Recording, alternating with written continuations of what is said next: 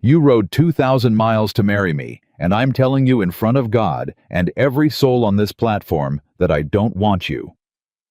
Edmund Denton said it like returning damaged goods. The envelope in his hand. $20. Her whole future priced like a broken chair. Clara Hart didn't move. Didn't breathe. Then boots hit the platform. Slow. Certain. A man who owned the ground he walked on stepped through the crowd and put himself between her and the humiliation like a wall. "She's not going anywhere," Wade Carver said. "And neither is that money back into your pocket." Silver Bluff, Montana, 1883. And nothing would ever be the same. If this story moved something in you, subscribe to our channel and follow Clara's journey all the way to the end. Drop your city in the comments below. I want to see how far this story has traveled. The train had been 3 days late. 3 days of sitting in a rattling car that smelled of coal smoke and other people's anxiety, watching the landscape outside the window shift from the brick certainty of Boston into something vast and unknowable grasslands that went on until they hurt your eyes, sky so wide it felt like a threat. Clara Hart had spent those 3 days with her hands folded in her lap and her back perfectly straight, because that was what a woman did when she had already made the most terrifying decision of her life, and there was nothing left to do but arrive. She had told herself 100 things during those 3 days. She had told herself that Edmund Denton was a respectable merchant with a prosperous dry goods business, which the letters confirmed. She had told herself that Silver Bluff, Montana was a growing community with a church and a school, which the letters also confirmed.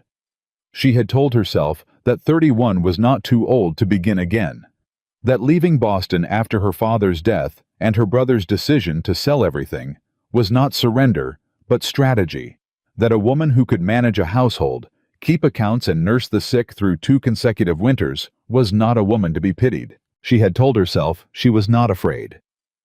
The train pulled into Silver Bluff at 2:30 in the afternoon, and Clara Hart stepped onto the platform with her traveling bag in one hand and 4 years of carefully constructed composure in the other. She recognized Edmund Denton immediately. He had sent a photograph, a formal portrait, the kind men have taken when they want to appear more substantial than they are. In the photograph, he had looked prosperous. In person, standing at the far end of the platform in a brown suit that was slightly too warm for the weather, he looked like a man who had made a decision he already regretted. Clara knew that look. She had seen it on her brother's face the morning he told her about the house. She walked toward him anyway because there was no other direction to walk. "Mr. Denton," she said, and extended her hand. He didn't take it. That was the first sign, and Clara's stomach registered it before her mind did a cold dropping sensation like missing a step in the dark. "Miss Hart," he said. His voice was thin and precise, like a man reading from a document he hadn't written. "I need to speak with you plainly." "Of course," she said, because what else was there to say? "I find that I am—" He stopped. He looked past her shoulder at the train, as if he was considering whether he could send her back on it. "The arrangement between us was made under certain assumptions. Assumptions about—" Another pause. "Suitability." Clara felt the eyes on her before she heard the quiet. The station master had stopped moving. A group of women near the depot entrance had gone very still. A man in a canvas apron who had been carrying a barrel set it down. The whole platform was listening.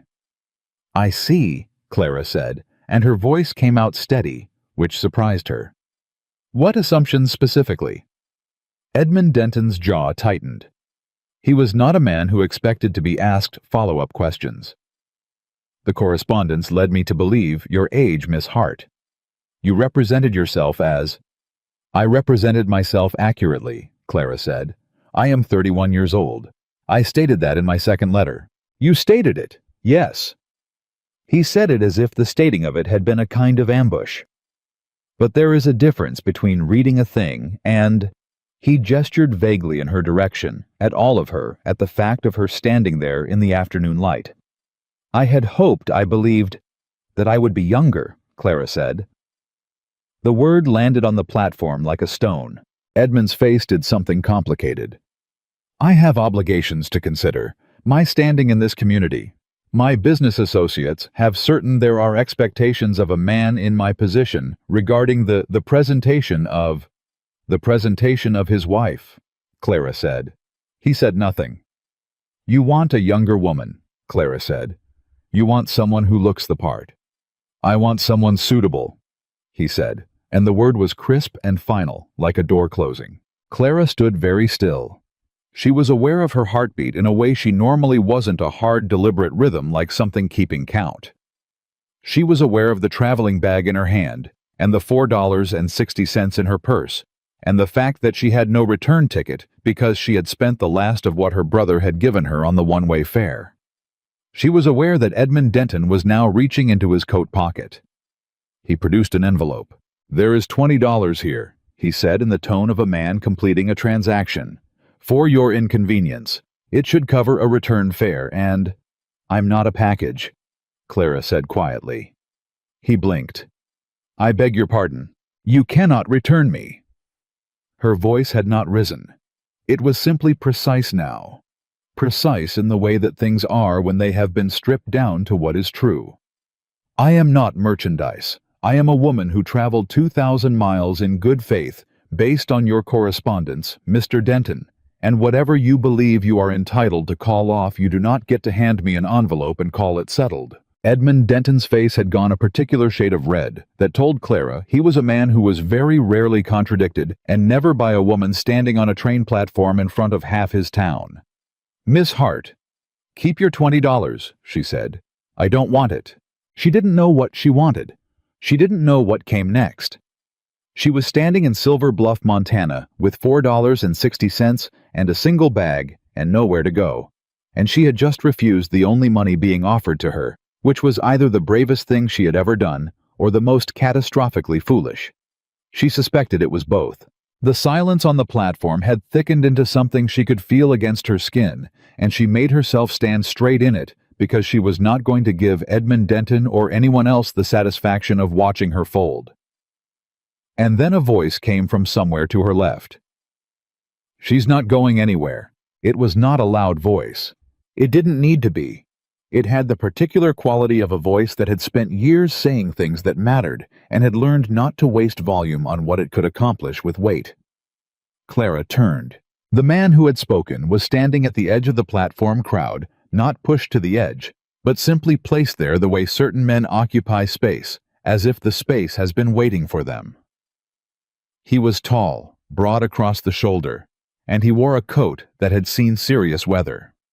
His hat was pushed back slightly, and his eyes, dark, steady, and completely unreadable, were fixed not on Edmund Denton, but on Clara. He was looking at her the way people look at things they are assessing honestly, not appraising, not dismissing, just seeing. Edmund Denton turned. The red in his face shifted into something more cautious. Carver, he said. Edmund. The man's voice carried no warmth and no hostility, just acknowledgement. He walked forward, and the crowd did what crowds do around certain people. It opened without being asked. He stopped at a distance that was close enough to be part of the conversation and far enough to be his own territory. I couldn't help hearing, he said. This is a private matter, Edmund said. You made it public. He looked at Clara again, briefly direct. Miss Hart, my name is Wade Carver. I own the Triple C Ranch 12 miles north of here. He paused. I apologize for what just happened to you. Clara was not sure what she had expected, more intervention, perhaps some declaration. What she got instead was an apology. Plainly stated. No drama around it. Thank you, she said, because it was the honest response. I have a proposition, he said. Not an obligation, a proposition. You can hear it, or you can walk away from it. Either way, the $20 this man is holding should be yours by right. And if you want someone to say that to a judge, I'll say it. Edmund Daterson made a sound. Wade Carver didn't look at him. I'm listening, Clara said. My ranch needs a housekeeper. The woman who managed the house left in February, took her family south, couldn't take another Montana winter. I have 7 ranch hands, a cook who can make beef edible, but nothing else, and a house that hasn't been properly run in 4 months. He said it the way he said everything else without decoration. 3 months' work, fair wage, your own room, your meals, and a return ticket to wherever you want to go when the 3 months are done, if that's what you want. No other expectations. Clara looked at him. She looked at the hard lines of his face, the patience in the way he was standing, the complete absence of performance in anything he had said. He was not trying to rescue her. He was not trying to impress her. He was offering a transaction, a genuine one between two people with clear terms, and he was doing it in front of witnesses, which meant he intended to keep it. She looked at Edmund Denton, who was still holding the envelope and looking at the space between her and Wade Carver, with an expression that had something new in it now. Something that looked like it might, in another man, be regret. 3 months, Clara said. 3 months, Wade confirmed. And if I choose to leave before 3 months? Prorated wage and a ticket, he said. No argument. Clara Hart stood on the platform in Silver Bluff, Montana, with $4.60 to her name, and a choice that was not by any reasonable measure a real choice, and she made it anyway. All right, she said. I accept. She heard Edmund Denton make a sound. She did not look at him. My wagon is at the end of the street, Wade said. Whenever you're ready. He walked away. He didn't wait to see if she followed, which Clara found strange, until she realized it wasn't strange at all. It was respect. He had offered. The next move was hers. She picked up her traveling bag. She walked off the platform. Behind her she heard the crowd begin to murmur, and she heard Edmund Denton say something in a strained voice, and she heard someone, a woman older, dry-voiced, say, "Well, can't say she didn't handle that with some dignity." Clara Hart kept walking. The wagon ride north was mostly silence, and Clara found she didn't mind it. She had expected questions, the polite interrogation that people perform when they've extended help and want to understand what they've gotten themselves into. Wade Carver asked her nothing. He drove with the reins held loosely in his hands and his attention on the road ahead, and after the first quarter mile, Clara stopped waiting for him to speak and started watching the landscape instead. Montana was not Boston. She had known this, understood it, intellectually prepared for it. What she had not prepared for was the particular quality of the silence out here, not the absence of sound, because there was sound wind through grass and the creak of the wagon and distant birds, but the absence of human noise, the absence of city. Boston had been loud even when it was quiet, the way a house full of people is always full of presence, even when no one is speaking. Out here the land simply went on. It did not care about her. She found that oddly steadying. You don't have to explain yourself, Wade said after a while without looking at her. I wasn't planning to, Clara said. A pause. Most people do, he said. In your position. They feel like they have to justify how they got there. Do you want me to? No. Then I won't. Another pause longer. Fair enough, he said. That was the whole of the conversation until the Triple C Ranch came into sight. What Clara noticed first was not the main house but the state of everything around it. She noticed it the way someone who has spent years running a household notices automatically cataloging without meaning to. The fence line on the near side needed work. The barn doors were hanging slightly wrong on their hinges. The yard between the bunkhouse and the main structure had accumulated 4 months of the particular disorder that happens when capable management is removed and no one person steps into the gap. Not catastrophic, not unrepairable, but neglected, visibly systematically neglected. She climbed down from the wagon before Wade could come around to help her, and she stood in the yard and looked at the main house with the appraising eye of someone who has already started calculating. It needs work, she said. Yes, he said beside her. The kitchen, what's the state of it? Functional, barely. Pantry. Stocked inconsistently. Franklin, that's the cook he buys, what he remembers and forgets what he doesn't. Laundry. Done when someone notices it needs doing. Clara turned to look at him. Who's been managing the household accounts? Something shifted in Wade Carver's expression. Not discomfort exactly, but the look of a man who was being shown a gap he was aware of and hadn't addressed. I have, he said. and the rest of your time is spent on running a cattle operation, he said. Yes. Right, Clara said. She picked up her traveling bag and walked toward the house. The kitchen was worse than functional. It was the kitchen of 7 men who had been feeding themselves on competence and stubbornness, which produced meals that were technically food and culinarily nothing else. The shelves had been organized by someone who believed organization was a matter of putting things somewhere rather than somewhere logical. There were 3 different locations where the salt was stored, none of them near the stove.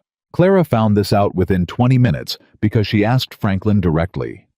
Franklin was a wiry man of about 45, with a face that had been permanently reddened by Montana wind, and an expression of general wariness toward new things. He stood in the kitchen doorway and watched her move through his domain with the expression of a man watching a storm he's been warned about but hasn't quite believed in yet. The salt, Clara said. He pointed to a shelf to the left of the window. That's one of them, she said. There are 2 more. He looked startled. How did you? There's salt residue on this shelf and on the counter near the back, and I can smell it from the cabinet by the door. She turned to look at him. I'm not criticizing you, Mr. Franklin. I'm trying to understand what we have. Franklin's fine, he said. Nobody calls me Mr. Franklin, then. She opened the cabinet by the door. Salt. Also dried beans of 2 varieties, a tin of molasses, and what appeared to be the preserved memory of a bag of cornmeal. What do the men eat most often? Beef, he said. Whatever I can do with it. And bread. When I have time. Do you have a sourdough starter? He looked at her like she had asked about a foreign currency. All right, she said. Is there a root cellar? Yes. Show me. He showed her. The root cellar was better than she'd expected. Someone had stocked it with real intention at some point, and the winter stores were mostly intact. Onions, potatoes, dried apple rings, several crocks of something that turned out to be pickled everything. Who put this up? She asked. Mrs. Carver, Franklin said.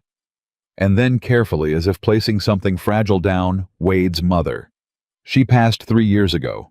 Clara stood in the cool of the root cellar and looked at the shelves that a woman had stocked 3 years ago, and no one had fully replenished since. I see, she said. He doesn't talk about it, Franklin said, in case you were thinking of asking. I wasn't, Clara said, which was honest.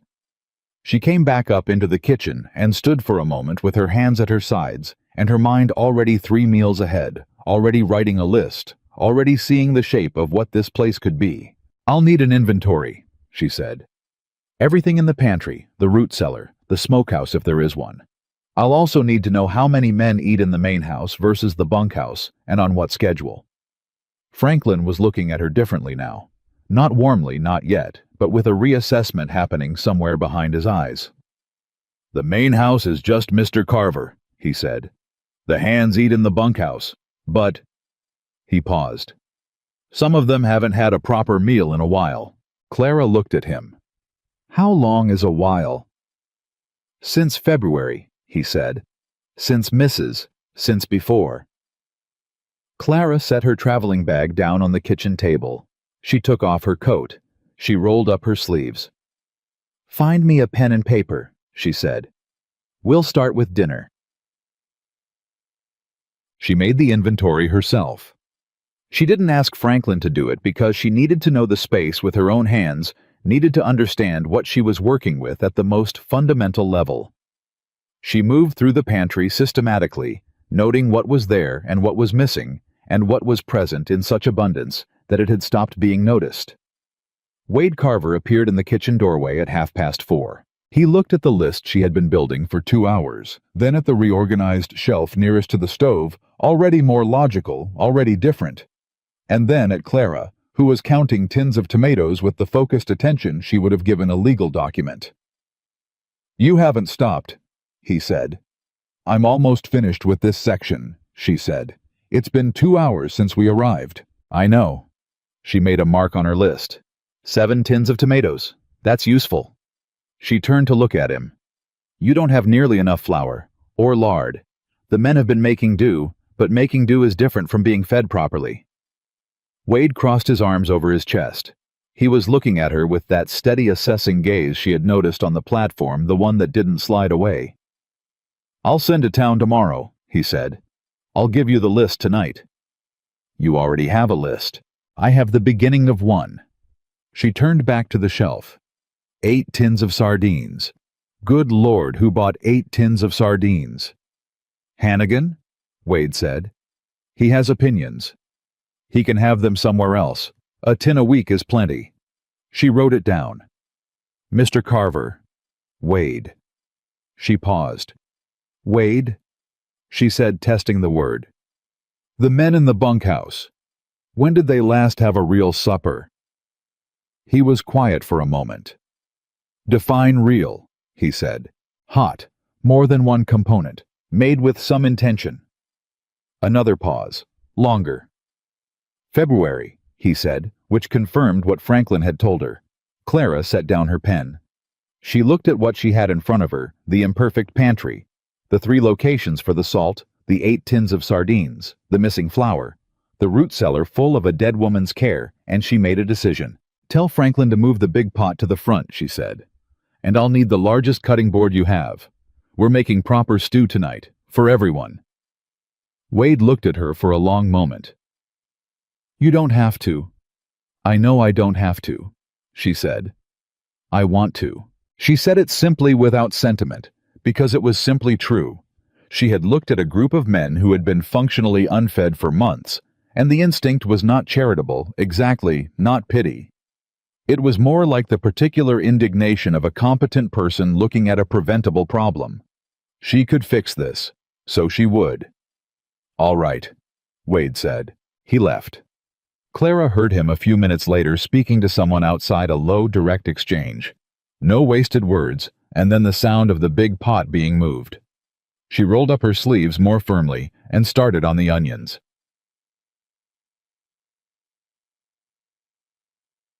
The stew fed 11 men, and it was the kind of stew that has history in it, the kind built from proper stock and real patience with the onions, cooked down to sweetness, and the beef falling apart the way beef is supposed to. Clara stood in the kitchen and listened to the sounds from the bunkhouse.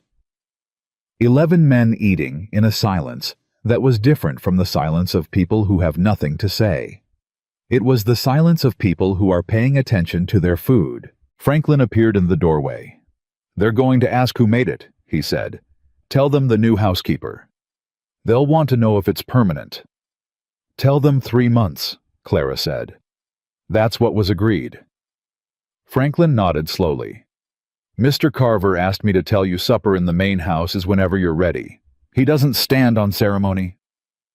Clara looked at the stove, the cleaned counter, the logical new placement of things that had been illogical for months. "Tell him 15 minutes, she said. Supper in the main house was the 2 of them at a table that could seat 10, and if Wade Carver found that remarkable, he didn't show it. He ate the way he did everything else, with focus and without waste, and Clara ate across from him and thought about flour and lard and sourdough starter. "How long has the ranch been this size?" she asked. He looked up. "The current operation's 7 years. Started smaller, my father's land, then I added 2 adjacent parcels in 78 and another in 81. The dispute with the Crowley Ranch," she said. "I heard mention of it in town." Something in his expression went still and careful. "You were only in town an hour," he said. "People talk," Clara said. "I listen." He set down his fork. He didn't look alarmed, just recalibrating. "Marcus Crowley owns land to the east," he said. "He believes some of what I own should be his. He's made that argument in several ways over the past 3 years.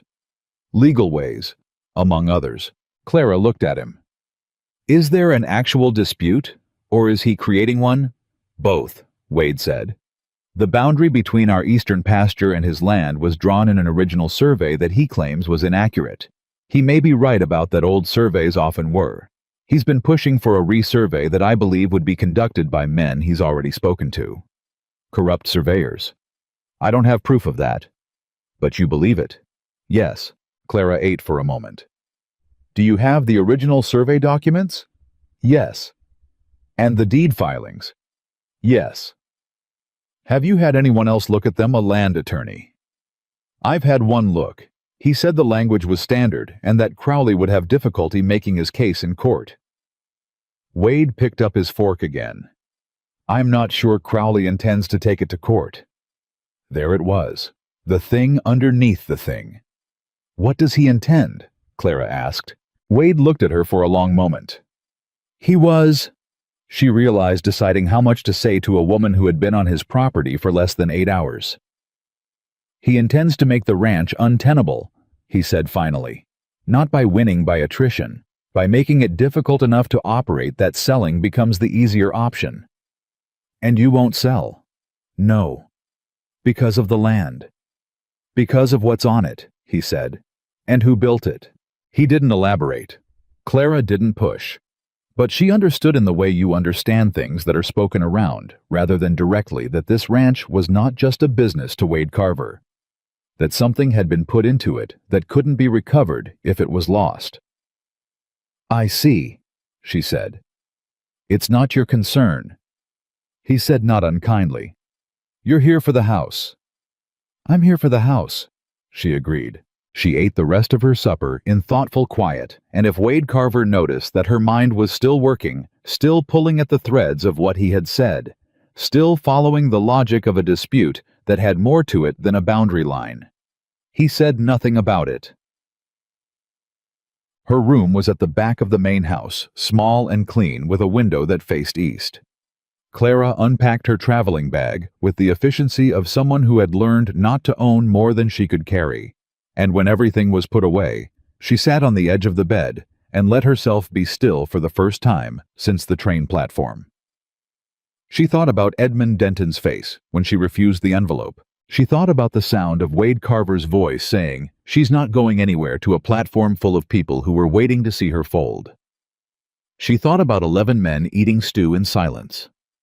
She thought about a root cellar stocked by a woman who was gone. She was not sure what this place was.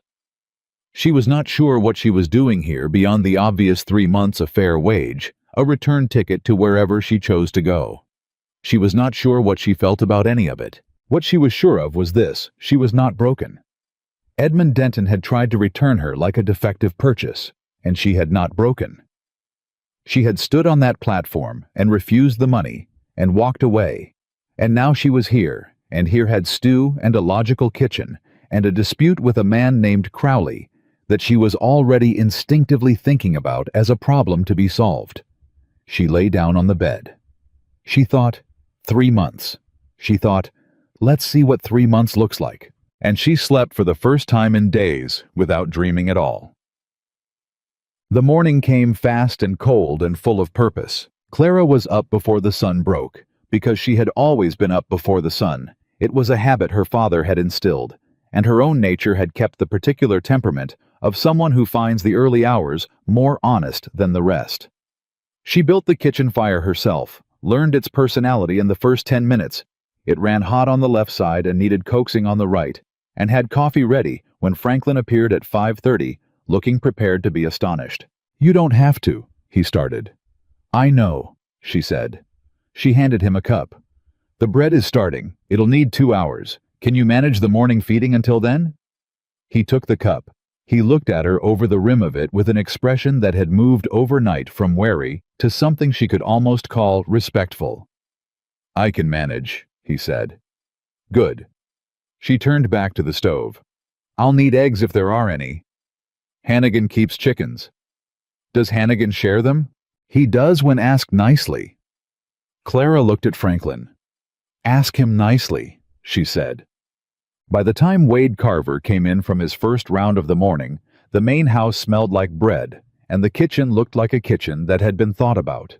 He stood in the doorway for a moment, and Clara, without turning around, was aware of the silence that followed the particular quality of a person stopping, because something has registered.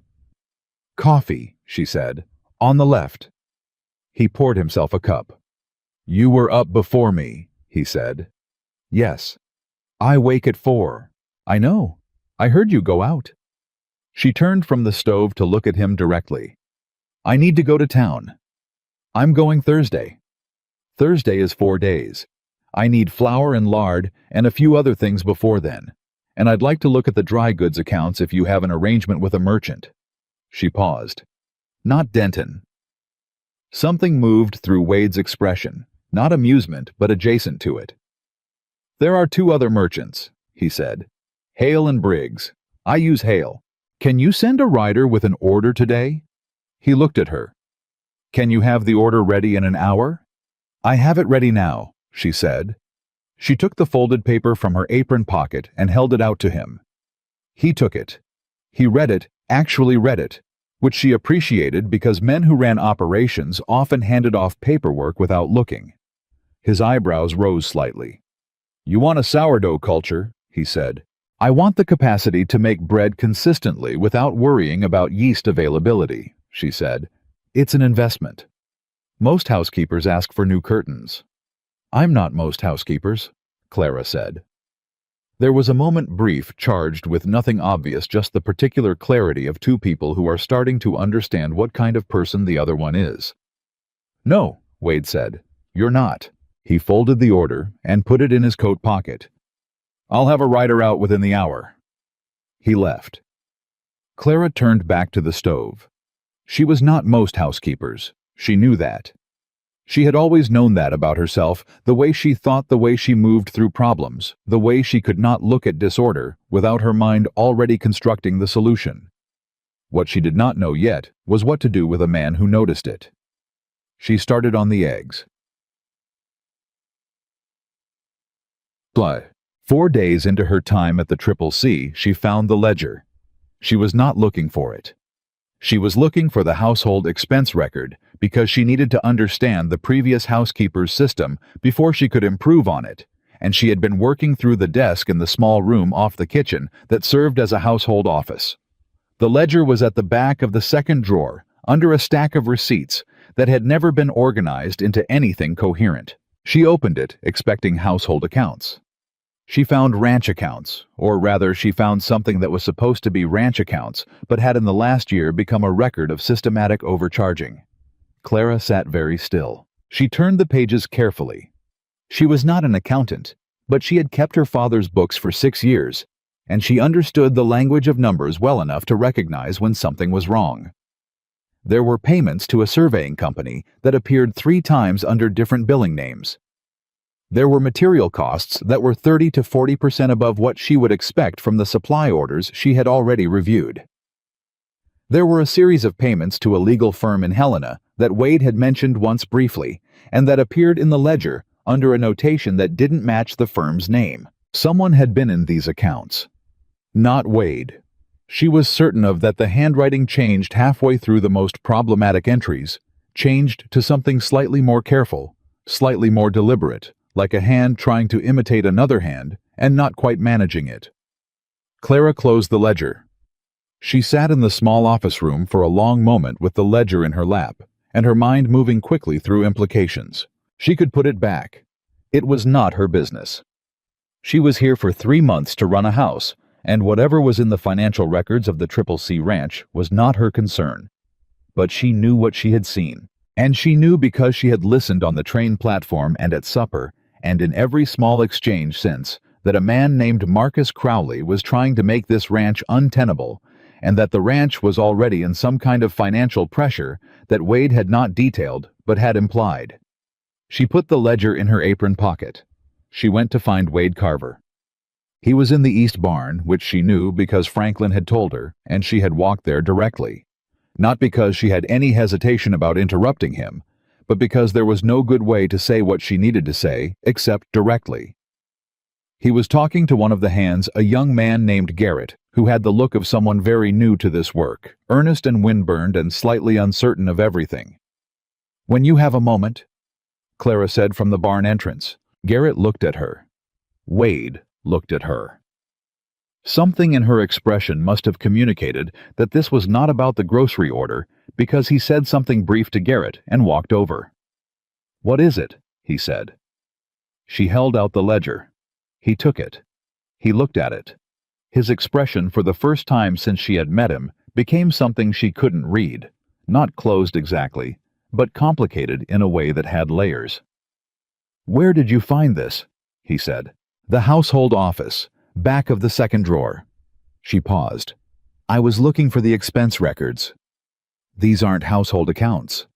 "No, they're not." She met his gaze. "I shouldn't have opened it, but I did, and I need to tell you what I saw." He said nothing. He was waiting. "The billing entries are from the surveying company," she said. "There are 3 different payment records for what appears to be the same survey work, and the firm in Helena, the notation in the ledger, doesn't match the firm name you mentioned at supper." A long silence. "You remembered the firm name," he said. "I told you I listen." She held his gaze. "Someone has been in your accounts, Wade, and I don't think it was you." The quiet in the barn was different from the quiet on the wagon ride. This one had weight. "No," he said finally. "It wasn't me." "Who has access?" "I had a bookkeeper," he said. "Left 6 months ago. I assumed he left because—" He stopped. He turned the ledger page. His jaw tightened in a way that was controlled, deliberate, like a man putting a door between himself and what he is feeling. "I assumed.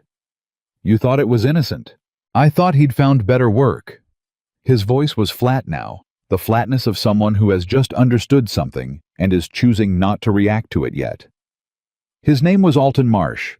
He came with a recommendation from—" He stopped again. "From Marcus Crowley," Clara said. Not a question. Wade looked at her. "Yes," he said.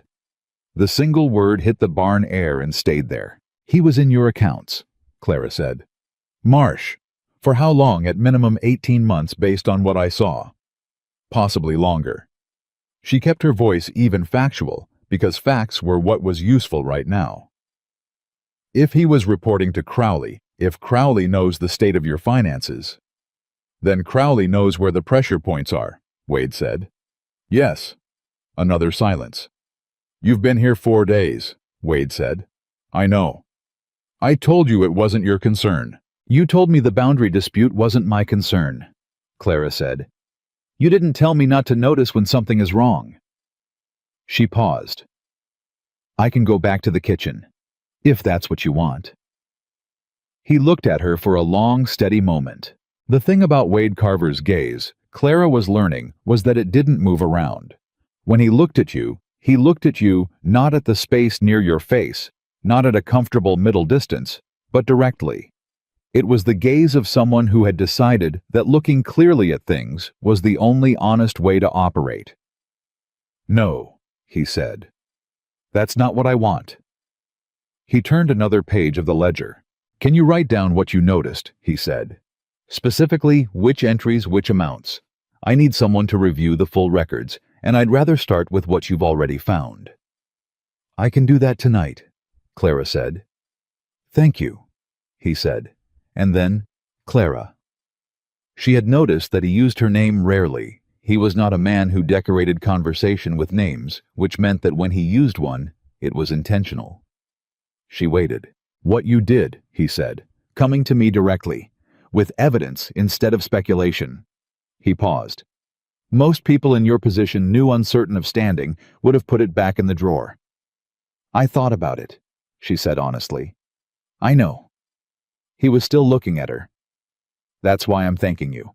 Clara Hart walked back toward the main house with the afternoon sun at her back, and she thought about a man who thanked people for doing the hard thing, and a ranch that had been quietly undermined for 18 months, and a bookkeeper named Marsh, who had left 6 months ago, with information that could break the operation he'd been stealing from. She thought, 3 months. She thought, this is going to take longer than 3 months. And she thought very carefully and very quietly that she was not yet sure how she felt about that. She went inside. She started on supper. She took out a sheet of paper, and from memory, because she remembered everything she read, she began to write down every entry that had not been right. The list took both sides of the page. And when Clara set down the pen, her hand was steady, but her mind was not. She sat at the kitchen table with the lamplight pulling shadows across the paper and read through what she had written. 23 entries. 18 months of them, some small enough to be overlooked individually, some large enough that she wondered how they had been overlooked at all. And then she remembered that Wade Carver ran a cattle operation spanning thousands of acres with 7 ranch hands and his own 2 eyes, and that he had trusted a bookkeeper because trusting the person you hire to manage your books is not foolishness, it is basic sense. Alton Marsh had understood that. He had counted on it. She folded the paper twice and put it in her apron pocket and went to bed, and in the morning she put it on the table beside Wade's coffee before he came in from the yard. He found it there. He read it standing up still in his coat, not sitting because he hadn't planned to stop moving, and the list had stopped him anyway. Clara watched him from the stove without appearing to watch him the way she had learned to observe peripheral quiet, taking in more than she showed. His face did not change much. That, she was learning, was his way. Not suppression, exactly, more like a man who had decided long ago that reaction without thought was a waste of energy. But his jaw tightened on the 3rd entry, and by the time he reached the bottom of the 2nd page, his hand had closed around the paper in a way that was not careful. 23, he said. That I could identify with certainty, Clara said. There may be more. I was working from memory, and I didn't have time to cross-reference everything. You wrote this from memory. I read carefully, she said. I always have. He set the paper down on the table. He looked at it for a moment, and Clara recognized what was happening on his face. Not anger, or not only anger, but the particular expression of a man revising his understanding of a period of his own life. 18 months of believing things were one way when they had been another. 18 months of a man named Alton Marsh sitting at a desk and making careful, patient entries that looked like honest bookkeeping and were something else entirely. The surveying company, Wade said. The one billed 3 times. Yes. I never ordered a 3rd survey. I know. The 3rd billing is the same amount as the 2nd, almost to the dollar, which is unlikely in legitimate work. Real costs vary. Someone was copying an invoice. He looked up from the paper. You knew that, he said, just from the numbers. My father was a lawyer, she said. I kept his practice accounts from the time I was 15. I know what falsified documentation looks like because I was taught to look for it. She paused. I'm sorry it's here. Don't apologize for finding it, he said. Apologize for nothing. He picked up the coffee she had poured and drank it standing at the table, looking at the list, and Clara could see the thinking happening, could see him working through it, the way she had worked through it the night before, tracing the shape of what Marsh had been doing, and why, and who had benefited. He was reporting my cash position, Wade said finally. Marsh, that's what this is. He wasn't just taking money, he was taking information. The billing discrepancies cover his tracks and weaken my reserves at the same time. He set down the cup. Crowley would know exactly how much pressure I could absorb. And how much it would take to break you, Clara said. Yes. The word sat between them in the morning kitchen. What are you going to do? She asked. He was quiet for a moment, not evasive processing. I need to get the real records in front of someone I trust, he said. There's an attorney in Billings, not the Helena firm, a different man. He did work for my father. I've been reluctant to involve him because I wasn't sure what I was dealing with. He looked at Clara. Now I know what I'm dealing with. You'll need to move carefully, she said. If Crowley knows his man has been found out, he won't know. Wade's voice was flat and certain. Marsh is gone. He doesn't know what you found or when. Unless Crowley has other people watching the ranch. The silence that followed was different from the previous silences. This one had a harder edge. You think he does? Wade said. I think a man who embeds a bookkeeper into an operation for 18 months is not operating on one front, Clara said. I think he is methodical and patient, and that he has been building this for longer than you realize. She paused. I could be wrong. You're not, Wade said. He said it without hesitation, and Clara registered the particular quality of being believed immediately, without caveat, by a man who had no reason to trust her instincts, except that he had watched her work for 4 days and had apparently decided that was enough. She did not know what to do with that. There's a man named Briggs who comes through every 2 weeks, Wade said. Merchant legitimate, but he talks. If Crowley has people in town, and he does, I'm certain of that, Briggs is likely one of the paths. Then the attorney in Billings should be contacted in a way that doesn't go through town, Clara said. There's a writer I use for private correspondence. He doesn't use the Silver Bluff Post. Send him today, Clara said. Wade looked at her for a moment with that direct, steady gaze. You said send him today like you've been running this operation for years, he said. Not a criticism, an observation. I said it because it's the right call, Clara said. Waiting gives Crowley time he doesn't deserve. Wade almost smiled. It wasn't quite a smile, something at the corner of his mouth controlled before it fully arrived. Today, he agreed. He left.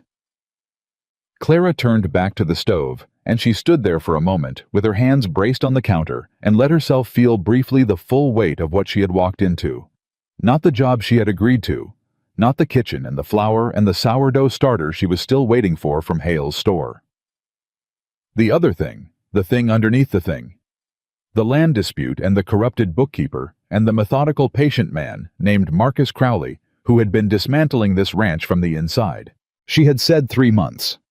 She had meant it when she said it. She was no longer entirely sure she had meant it. She started on breakfast, and she did not let herself think about what that uncertainty meant.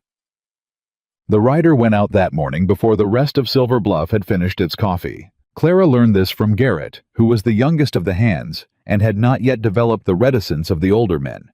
He talked the way young people talk when they are new somewhere and still processing everything through speech. He came into the kitchen at mid-morning for water and mentioned without any particular significance that he had seen Mr. Carver sending Holt out early toward the Billings Road. Holt, Clara said. Tom Holt, older fella, gray horse. He does. Garrett seemed to remember himself. Private errands. I see, Clara said. Garrett drank his water and looked at the bread cooling on the rack and said with the transparent hope of someone who has not yet learned subtlety. That smells real good. It needs another hour, Clara said. Come back at noon. He came back at noon with 3 other ranch hands.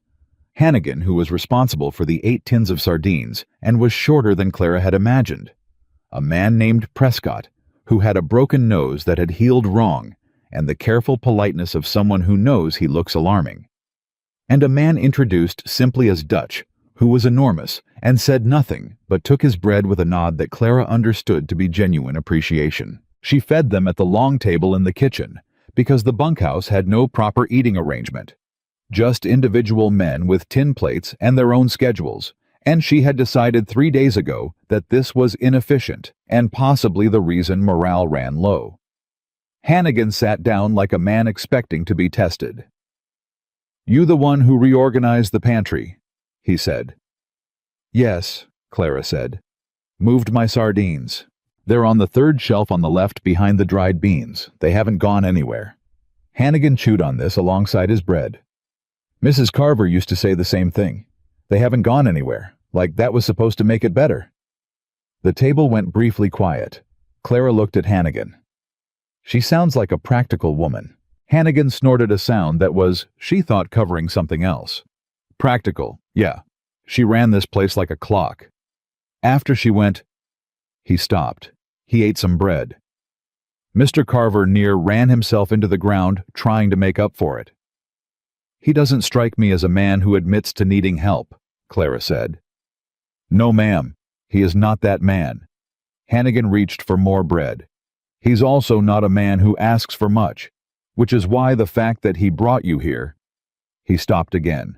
Means something. Prescott finished, which was the first thing Prescott had said. Clara set a pot of coffee on the table and did not respond to this, because responding to it would mean deciding what she thought about it, and she was not ready to do that. How long have you all been at the CCC? She asked instead. Prescott 6 years. Hannigan 9. Dutch, who communicated through Hannigan's translation, had been with Wade since the beginning, 7 years since the first land purchase. And in that time, Clara said, has Crowley always been a problem? The table changed. Not dramatically, just a shift in how the men were sitting, a slight forward pull of attention. "Crowley's been a problem since the eastern boundary," Hannigan said. "But it got worse about 2 years ago. Started having his riders come up close to our fence line. He paused. "You know about the survey dispute. Some of it.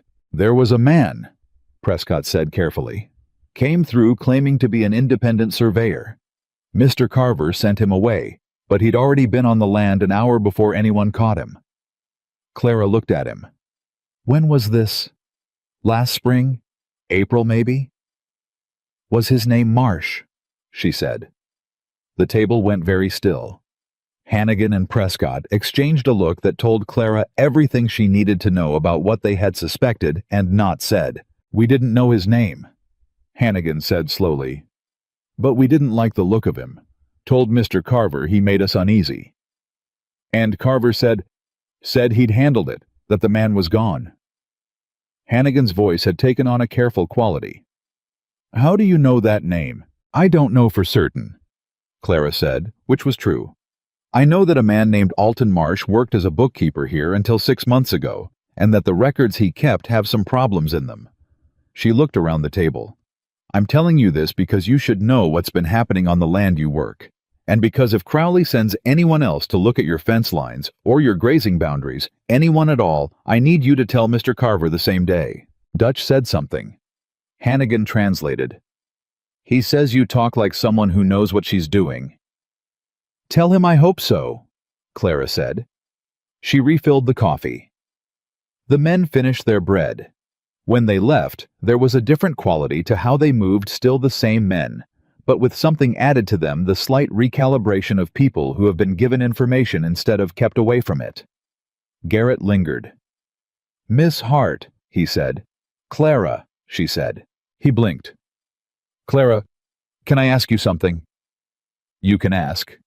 He turned his hat in his hands, a young man's nervous habit. "Do you think Crowley's going to try something? Not the surveys? Something more?" Clara looked at him. He was maybe 22, 23. Young enough that the earnestness hadn't been worked out of him yet. "I think Mr. Carver is taking precautions," she said. "Which means you should focus on your work and keep your eyes open and report anything unusual. That's the right response." "But do you think—" "Yes," she said quietly. "I think he's going to try something." Garrett nodded. He looked less afraid than she had expected, more resolved. "Good," he said, which surprised her. "I'd rather know." He left. Clara stood in the kitchen that was becoming her kitchen, and she thought about a young man who would rather know, and about Hannigan and Prescott, exchanging the look of men who had suspected something for a year and been waiting for someone to confirm it, and about Dutch, who had been here since the beginning and whose loyalty to this place was written in every silent thing about him. These men would fight for this ranch. She was not sure that made things better or worse. Japan. The sourdough culture arrived on Thursday with the supply order from Hale's store, and it arrived alongside something Clara had not ordered: a letter. She found it tucked under the brown paper wrapping of the flour. No envelope, just a single folded sheet with her name written on the outside in a hand she did not recognize. She stood at the kitchen table and looked at it for a moment before she opened it. "Miss Hart, I am told you are at the Triple C Ranch in the employ of Wade Carver. I want to offer you a word of friendly counsel. The situation you have placed yourself in is more precarious than you understand. The man you work for is in serious financial difficulty, and his land will not remain his for long. I would not want to see a woman of your evident quality damaged by her associations. If you find yourself in need of a more stable position, I have a household in Silver Bluff that is well managed and well compensated. I ask only that you consider carefully where you have put your trust. Monsieur Crowley." Clara read it twice. She folded it carefully and put it in her apron pocket next to the list she had made from the ledger entries. She felt something she had not expected to feel, not fear, not outrage, though both were present underneath. What she felt primarily, and most clearly, was a cold kind of focus. The kind that comes when something has been confirmed rather than suspected. He knew she was here. He knew she was here, and he had moved quickly enough to intercept a supply order which meant he had someone at Hale's store, which meant he had known she was here possibly since the first order she had sent. She put the flour away. She started the sourdough culture. She did not go to Wade immediately because she needed to think first. Needed to work out what this letter was actually doing, what it was asking for, what the right response to it was. It was not a threat. That was the clever part. It was written as concern. I would not want to see a woman of your quality damaged. Plausible kindness from a reasonable man.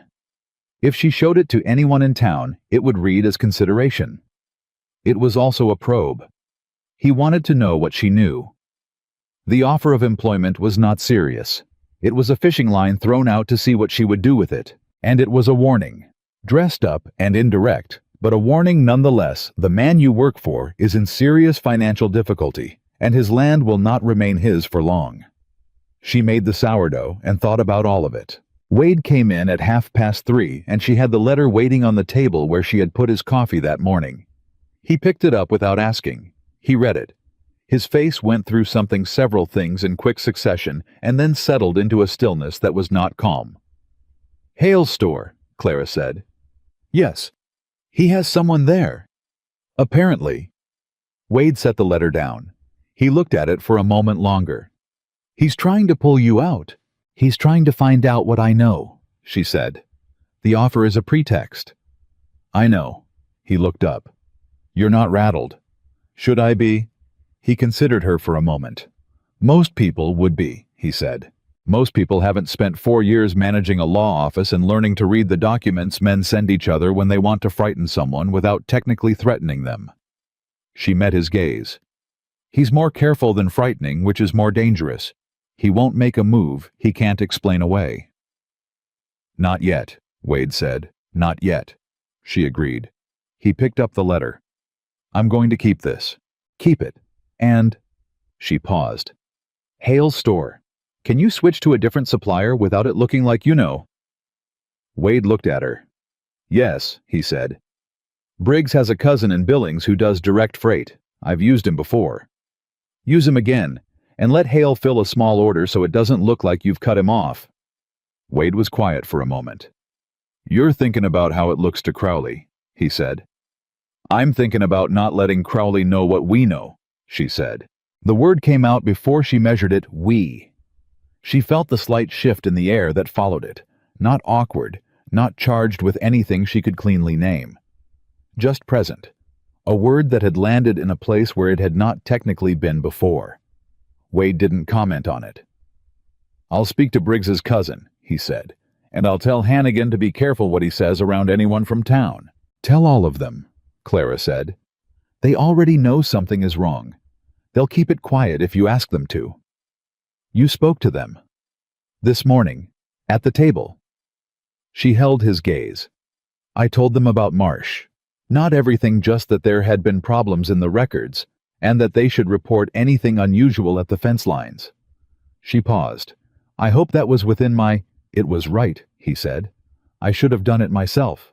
He said it without resentment, just the plain admission of a gap. You've been running a cattle operation, Clara said. You can't see everything at once. That's what Marsh was counting on. Yes. He looked at the letter one more time. Then he folded it and put it in his coat. Thank you, he said. For the second time in a week. Quietly, directly, without any decoration. Clara turned back to the stove because there was supper to make, and she needed somewhere to put the feeling that had been building in her chest since she read the words, the man you work for, and felt without having planned to feel it, something that was not the detached concern of a temporary employee. She made biscuits. She focused on the biscuits. The injury happened on the 10th day. It was Prescott, a horse that shied wrong on rocky ground, and Prescott went down hard and came up with his left arm held against his body in the particular way of a man who knows something is broken and is trying not to let on how much. He walked into the kitchen at 6 in the evening, moving carefully, and Clara had the arm in a splint within 20 minutes because she had set 3 breaks in her life, her nephews twice, and a ranch hand she'd helped at her friend's family farm outside Boston, and she did not need to be told what she was looking at. Prescott sat very still through the whole of it, jaw set, not making a sound. "You're not going to faint," Clara said. "Not a question." "No, ma'am," he said. "Good. Tell me if the pressure is wrong on the upper end." "It's fine." "Tell me anyway." "It's a little tight." She adjusted. He exhaled. "You've done this before," he said when it was over and his arm was immobilized and she was wrapping the outer layer. "A few times," she said. "You were steady." He looked at her with the same recalibrating look she had been getting from the men all week, the look of people revising something they had assumed. "I've seen men flinch at a bad break." "Flinching doesn't help anyone," Clara said. Wade came in while she was finishing. He looked at Prescott's arm, then at Clara's hands, still moving with the bandage, and he said nothing for a moment. "He'll need to rest it 3 weeks, Clara said without turning around. "The break is clean, but it needs to stay immobilized. He can do light work, nothing with that arm." "Understood," Wade said. To Prescott, "You all right?" "Yes, sir," Prescott said. "Thanks to Miss Hart." Wade's gaze moved to Clara. She kept her attention on the final wrap. "Is there anything you can't do?" Wade said, quiet almost to himself. Clara looked up. "I can't ride," she said. "I never learned properly." Something crossed his face, surprise, she thought, and then something warmer underneath it. "We'll fix that," he said. She looked at him. He said it the way a man says something he hasn't planned to say, just a thought arriving and speaking itself before he could decide whether to let it. He seemed to know he'd said it. He didn't take it back. "All right," Clara said, and went to wash her hands.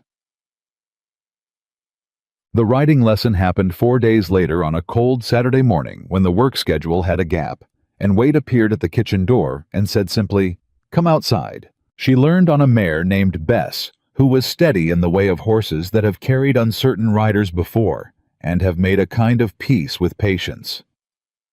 Wade stood at the animal's head and talked Clara through it, not with the manner of someone performing instruction, but with the directness of someone sharing practical information, which she found easier to absorb. He corrected her grip twice, her posture once. The second time he corrected her grip. His hand covered hers briefly on the rein, just long enough to show her the angle, and Clara was aware of the warmth of it in a way that was specific and impossible to miscategorize. She did not let herself react. "Better?" he said. She walked Bess around the yard twice while he watched, and she could feel his attention on her the way you feel sun on your back, a directional warmth without ambiguity about where it was coming from. "You're a fast learner," he said when she stopped. "I pay attention," she said. "I've noticed." She dismounted badly, but not catastrophically, and he was there not catching her, just present, a hand briefly at her elbow while she found her footing. She found her footing. He stepped back. "Same time next week," he said. "If there's time," she said. "I'll make time," he said. She took Bess back to the barn herself because she needed something to do with her hands and her attention. She talked to Bess quietly as she walked, which she had not expected to do, and which seemed to be her body's way of managing something her mind was trying to keep orderly. Garrett was in the barn and saw her come in and said, "You're riding now," with genuine delight, as if this was the best development of the week. "Barely," Clara said. "Mr. Carver doesn't teach people to ride," Garrett said. Clara looked at him. "He just doesn't," Garrett said with the earnest certainty of someone stating a well-established fact. "I've been here 2 years, and he's never—" He stopped. He seemed to realize he had said something significant. "Never mind." "Garrett," Clara said. "Yes, ma'am." "Put Bess up properly." "Yes, ma'am," he said, and took the mare from her and had the grace not to say anything else. The attorney's response came 11 days after the rider went to Billings. It came through Tom Holt at 6 in the morning, a thick envelope that Wade opened at the kitchen table while Clara made coffee, and she was careful not to watch him while he read, because it was not her correspondence, and she had already done what she could do with the information she had. But he read it, and he set it down, and he said, "Come look at this."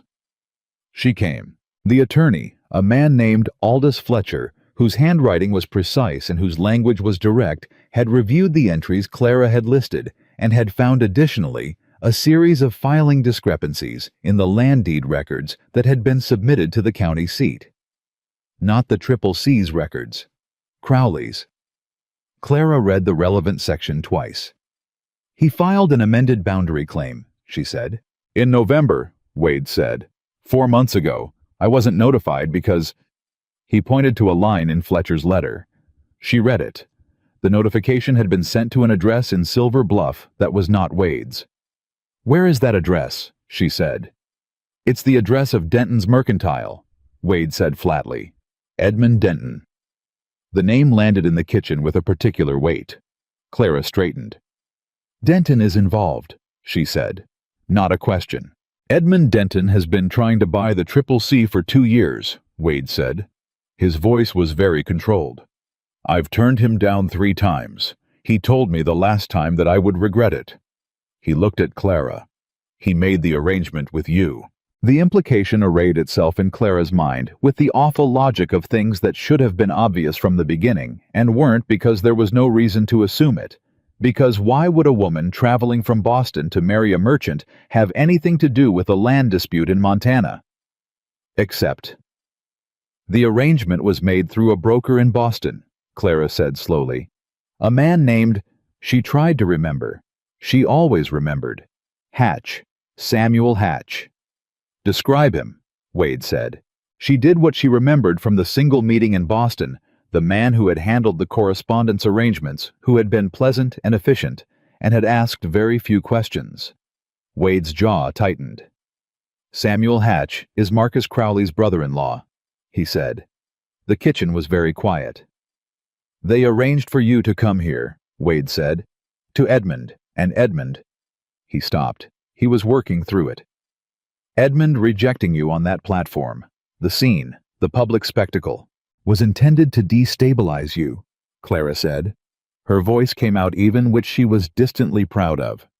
"You showing up a mail-order bride rejected publicly, it was supposed to create noise, distraction, something for the town to talk about." He looked at her directly. "Something for me to deal with." "Except you didn't deal with it," Clara said. "You stepped in." "Which they didn't anticipate." "No," she said. "They didn't." She sat down. This was significant enough to require sitting. She sat in the kitchen she had been running for 11 days, in the house she had been maintaining at the table where she had written the list from memory, and she understood fully completely, with the cold clarity of a thing finally assembled, that her arrival in Silver Bluff had not been accidental in any direction. She had been placed here, not by Wade, by the men trying to break him. She had been a distraction, a complication, a woman abandoned on a platform to generate gossip and chaos and give Edmund Denton and Marcus Crowley something to work with while they moved the real pieces. Instead, she had moved into the house and found the ledger and written the list and sent the writer to Billings. She looked at Wade. "Are you angry?" he said. "Yes," she said. "Not at you." "Good." He was watching her carefully. "Clara, I want to be useful," she said. "Not loud, just precise. I want to be the thing they didn't anticipate I would be. I want to be—" She stopped. She thought about exactly what she meant. "I want to be the reason this doesn't work." Wade looked at her for a long moment. "You already are," he said. The words hit differently than she expected. Not because they were sentimental.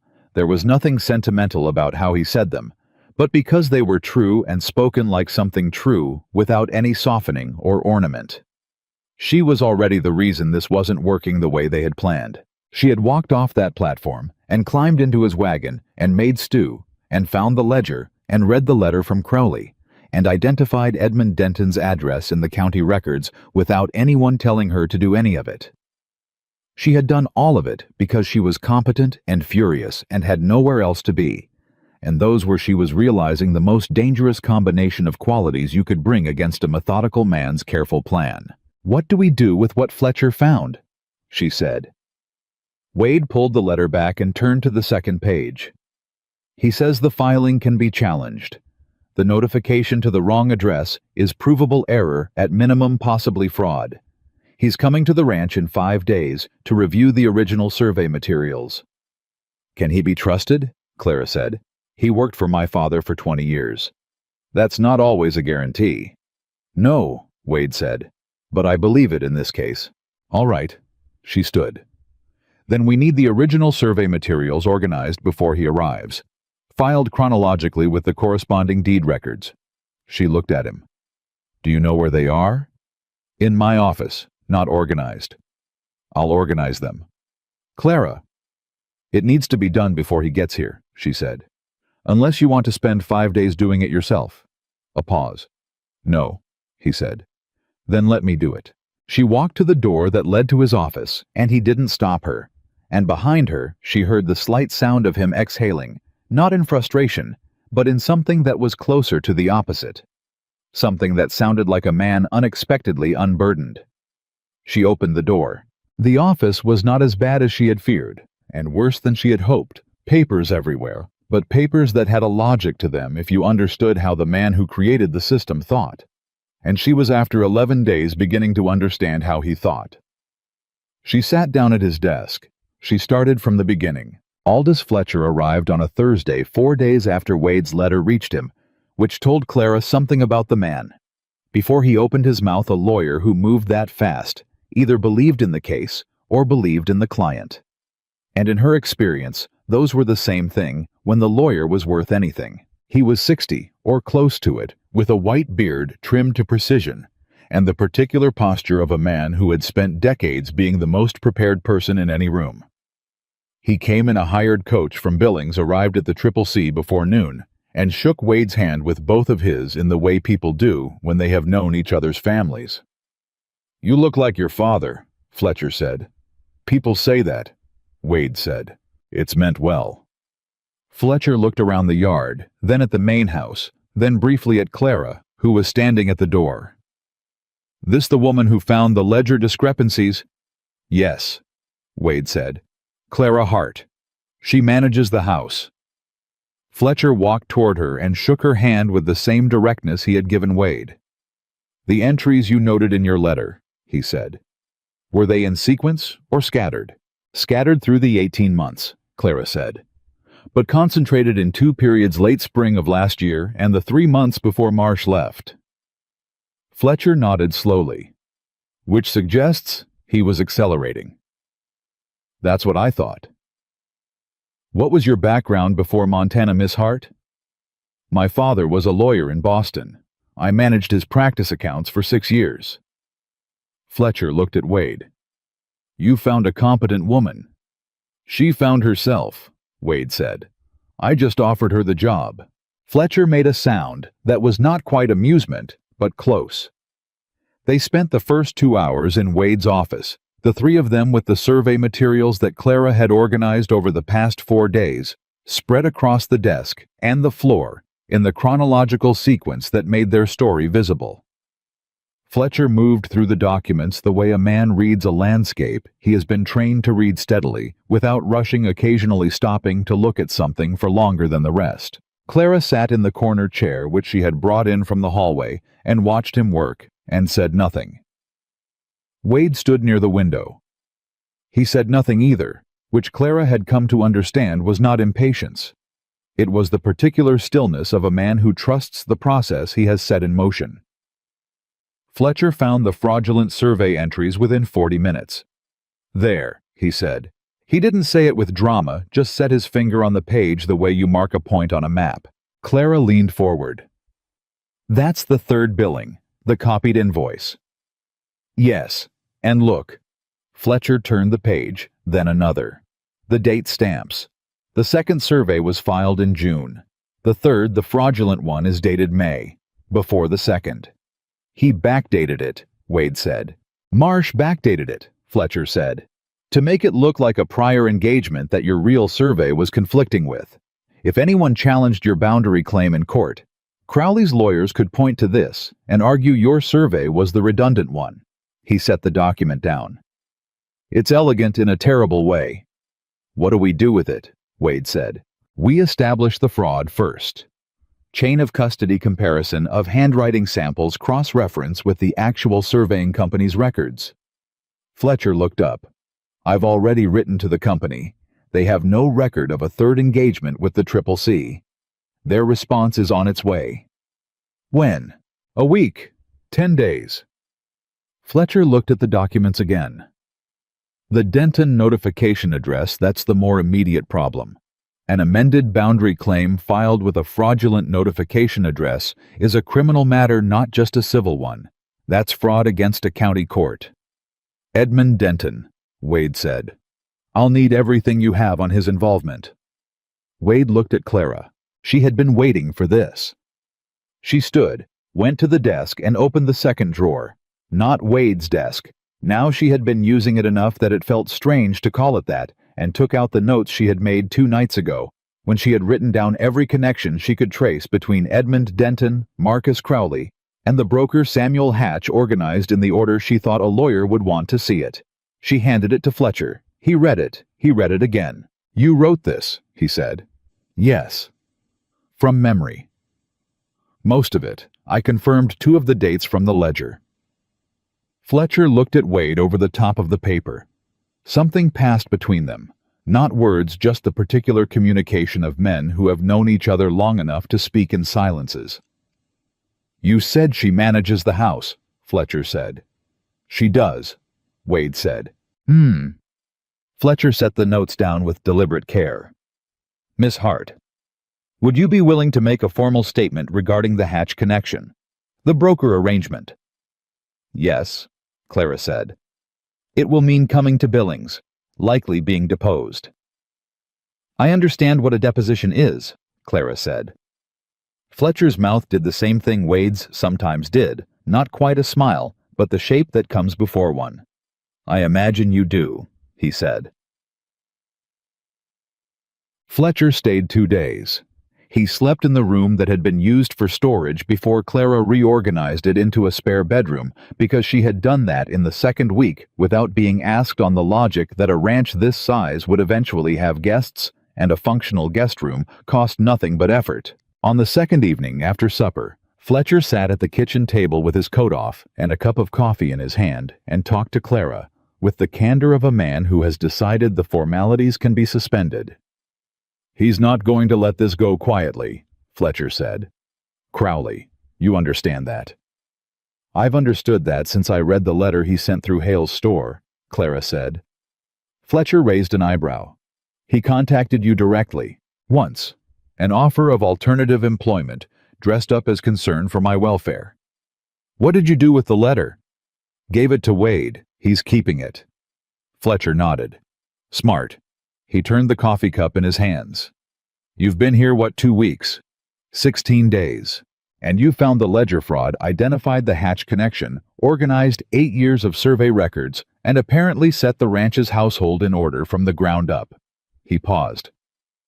What were you planning to do after 3 months? Clara looked at him.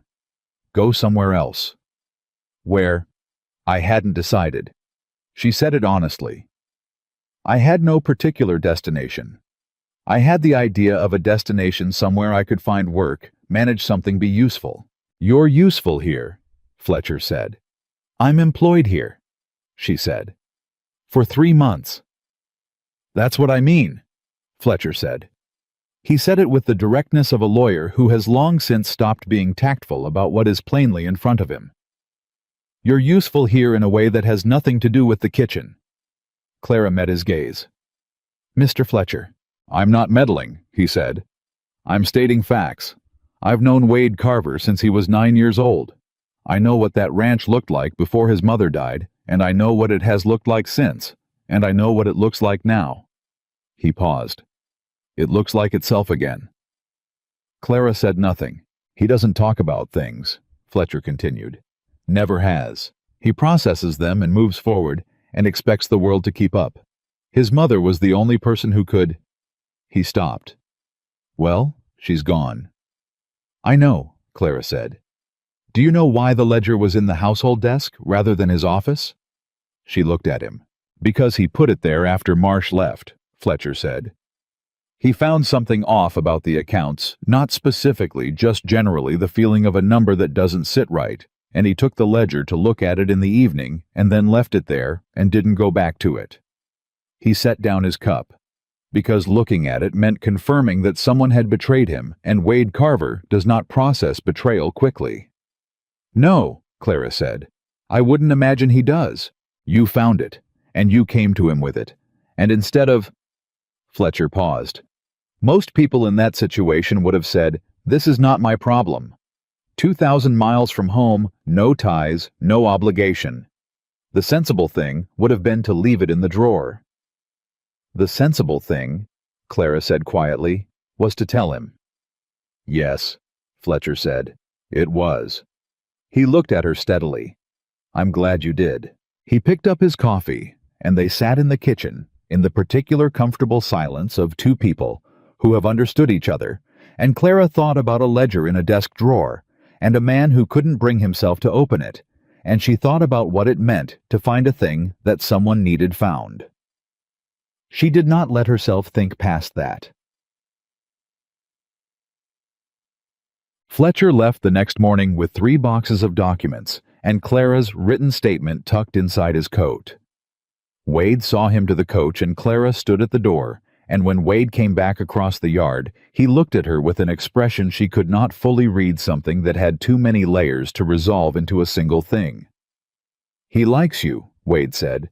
"He's a direct man. I appreciate that."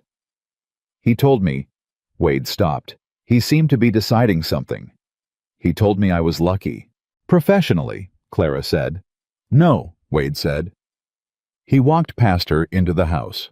Clara stood in the doorway for a moment with the Montana morning around her and the particular weight of a conversation that had not quite been a conversation, and she made herself set it aside and go back to the kitchen. She made bread. She made it with the sourdough culture that was now 8 days old and already good. Good the way things get when they are properly tended with the particular tanginess of something alive and well kept. She punched the dough and thought about luck and what men mean when they use it to describe a person, rather than a circumstance. Hannigan came in for the mid-morning coffee and watched her work, and said after a moment, "You're humming." She stopped. She had not been aware of it. "Sorry," she said. "Don't be," he said. "This house hasn't had humming in 3 years." He poured his own coffee he had learned in the past 2 weeks, exactly where she kept the cups, and the logic of the arrangement, and he moved through the kitchen. Now the way the men moved through a space they know belongs to someone else, but where they have been made genuinely welcome. "Can I ask you something?" Clara said. "You can ask. The men, do they know the full situation with Crowley and the land?" Hannigan wrapped both hands around his cup. "We know enough. We know it's serious." He paused. "We know it's been serious for a while, and that Mr. Carver has been carrying it alone." "He's not alone now," Clara said without thinking. Hannigan looked at her. She went back to the bread. "No," Hannigan said quietly. "He's not." The threat came on the 18th day. It did not come as a letter this time. It came as a fire. A small one, or rather a fire that would have been catastrophic if Garrett hadn't been awake past midnight, because he was young and sometimes couldn't sleep, and had gone to the barn to check on a horse that had been favoring its left foreleg. He smelled the smoke, and he ran, and he shouted, and by the time the thing had caught proper hold in the dry grass at the eastern fence line, there were 5 men with wet blankets beating it back. Clara heard the shouting. She was out of bed and in the yard inside 2 minutes in her boots and her coat over her nightclothes, and she assessed the situation the way she assessed everything practically immediately without the paralysis of shock. "Water," she said to Garrett, who was nearest and breathing hard. "How much do we have at the eastern trough?" "It's full. We filled it yesterday." "Get every container you can carry. Go." He went. She organized what she could organize from the outside of it, directing men with the particular authority that comes from being clear and calm when no one else is either, and when it was over and the fire was out, she stood in the yard with soot on her hands and looked at the eastern fence line and thought deliberate. A grass fire that starts at midnight in dry September at the boundary closest to Crowley's land. It was not an accident. Wade came to stand beside her. Deliberate, he said, because he was thinking the same thing. Yes. He's escalating. The attorney's letter must have reached him, Clara said. Or word did. He knows we're moving. So he's trying to destabilize, create cost and fear before we can file. She looked at the scorched fence line. He'll try again. I know. You need someone on watch at night, at the east line and the north. I'll set a rotation. And the water troughs need to stay full. All of them, not just the east. Yes, he paused. Clara. She turned. He was looking at her with the direct, unguarded quality she had only seen on him a few times, the look of a man who is not managing what he is showing. You didn't run inside, he said. Of course not. You organized the men. Someone had to. You didn't have to. She looked at him steadily. Wade, I was not going to stand in a doorway while your ranch burned. Something crossed his face that was not something she had a clean word for. Something that moved through quickly and was gone before she could name it, but which left something different in its place. Something quieter and more fundamental. Go back inside, he said. You're cold. So are you. Clara. I'm going, she said. She went back inside and she made coffee because it was 3 a.m. and no one was going back to sleep, and she set it on the stove and sat at the kitchen table and let her hands shake for exactly 2 minutes before she made them stop. She was not frightened for herself. She recognized the fear, and it was not that it was something about the fence line and the dry grass and 7 men in a ranch that had been under siege for 2 years, by a man who was now lighting fires in the dark, and the particular cold clarity of understanding that this was going to get worse before it was over. The men came in by ones and twos. She poured coffee. Nobody talked much. Dutch sat across from her and wrapped his enormous hands around a cup and looked at her once with something in his eyes that was, she believed, gratitude, not for the coffee for the earlier, for what she had done in the yard. She nodded at him. He nodded back. Wade came in last. He was clean. He had washed somewhere, and he looked at the kitchen full of his men and the woman pouring coffee at the stove, and he stood in the doorway for a moment just looking at all of it. Nobody said anything. It didn't need saying. The next morning, Clara wrote a second letter to Fletcher. She described the fire, the location, the timing, the absence of any natural ignition source in the area. She described what it meant in the context of everything Fletcher already had.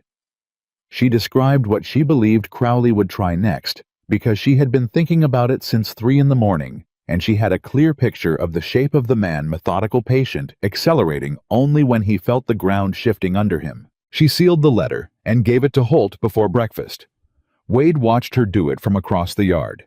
He came into the kitchen 10 minutes later while she was making eggs, and he said, "You wrote to Fletcher." "Yes." "About the fire." "He needs to know. It changes the timeline." She turned from the stove. "If Crowley is willing to use physical means, Fletcher needs to move faster on the filing." "I know." Wade leaned against the counter. He was watching her with the steady attention she had learned meant he was working something out. "You've been running the legal strategy since the ledger." "I've been helping," she said. "You wrote the statement. You identified the Hatch connection. You're corresponding with my attorney." "Is that a problem?" she said directly. "No," he said. "It's—" He stopped. He looked at the table, then at her. "My mother used to say that every ranch needs a spine, that the land and the cattle are the body of the thing, but without a spine it just falls in on itself." He paused. She was the spine. Clara understood what he was not saying. "Wade, I'm not making a comparison," he said quickly. "I'm not—" He stopped again. He was— She realized a man choosing his words with unusual care because the words mattered, and he knew they did. "I'm saying that I notice. What you do. What you've done since you've been here. I notice it and I—" He exhaled. "I don't know how to say what I mean without it sounding like something I don't mean." Clara set down the spatula. "Try," she said. He looked at her. "You are not what I expected," he said. "When I stepped in on that platform, it was impulse. I couldn't watch what was happening and stay still. I offered you a job because it was what I had to offer, and because I thought it might help." He paused. "I did not expect—" Another pause. He was searching for it. "I did not expect to come home every evening and find the house itself again. I did not expect to feel like someone else was holding part of the weight. I have not felt that in a long time." The kitchen was very quiet. "I want you to know that I see it," he said. "What you do here. It is not ordinary, and I don't want to take it for granted." Clara looked at him for a moment. "You don't," she said. "How do you know?" "Because you say thank you," she said. "And you mean it every time." She picked up the spatula again. "That is not a small thing, Wade." He said nothing. She turned back to the eggs, and the silence behind her was the particular kind of silence that is not empty, the kind that has something in it, something that is present and acknowledged, and not yet spoken fully, but which both people know is there. "The eggs are going to burn," she said. "I know," he said. And she heard him move, heard him go to the table and sit down. And when she looked over her shoulder, he was sitting with his coffee and looking at the middle distance with the expression of a man who has said something true and is living with the fact that he said it. She served the eggs. They ate. 3 days after the fire, a rider came from Silver Bluff. He was not a regular messenger. He was one of Crowley's men. She knew it before he dismounted. Something about the way he held himself when he came into the yard, the particular wariness of a man on another man's territory doing something he knows is aggressive. Wade came out of the barn. Clara stayed at the door close enough to hear. The rider handed over an envelope. "From Mr. Crowley," the man said. "He asks for a response by Friday." Wade took the envelope. He did not open it. "Tell Mr. Crowley I received it," he said. The rider left. Wade came to the house. He opened the envelope at the kitchen table, and Clara sat across from him and watched his face while he read, because his face told her more than the document would. It told her serious. It told her threatening. It told her, "This is the move." He set it down and pushed it across the table to her. She read it. Crowley was demanding a formal boundary negotiation, not a legal proceeding, but a private meeting on his land with a third-party mediator of his choosing within 10 days. He cited the amended boundary claim filed in November, the fraudulent one, as the basis for his authority to demand the meeting. He cited the county notification, the one sent to Denton's address, as proof that CCC had been properly advised and had failed to respond. He was manufacturing a record of non-compliance. If they didn't attend his meeting, he had documentation suggesting they had been notified and ignored it. If they attended, they were legitimizing a process built on fraudulent filings. It was, Clara thought, genuinely elegant, in the worst possible way. "He's setting a trap," she said. "Yes." "Neither option benefits you." "No." She looked at the document again. "Who is his suggested mediator?" "Second paragraph," Wade said. She found it. The mediator's name was Victor Hale, the merchant, the one with someone at the store who had intercepted the supply order. "He owns the process from every direction," Clara said. "Yes. Fletcher needs this today." "I know." "Write to him now," Clara said. "Don't wait for Holt's regular run. Send Garrett." "Garrett's young.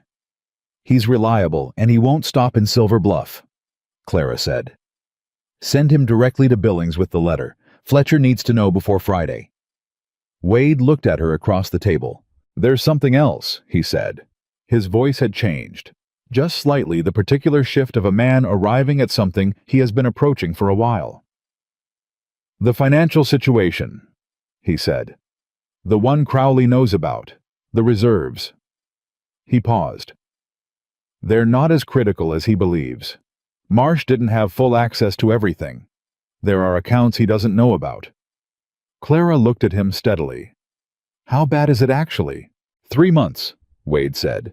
If the legal fight drags, if he succeeds in tying up the eastern pasture in a dispute long enough to affect grazing, I can sustain the operation for 3 months before I have to make significant cuts.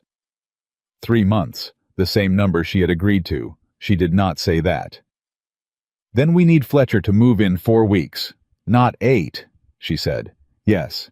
Can he? I'm going to ask him to. Ask him to do it in 3, Clara said. Wade's jaw set. That's what we need, she said. I know it's asking a great deal. Ask it anyway. He looked at her for a long moment. We, he said. Just the word. The same one she had used in the kitchen 2 weeks ago. She held his gaze. We, she said. She meant it the same way she had meant it then, as a statement of fact, as a description of what was already true, regardless of contracts or timelines, or 3-month arrangements. Wade stood up.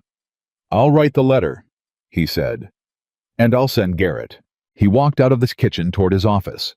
Clara sat at the table for a moment with the Crowley document in her hands, and she thought about the trap that had been built around this ranch, carefully, patiently, over months and years, and about the man building it, and about the particular satisfaction of being an element in someone's plan who has decided not to behave like an element. She had been placed here as chaos.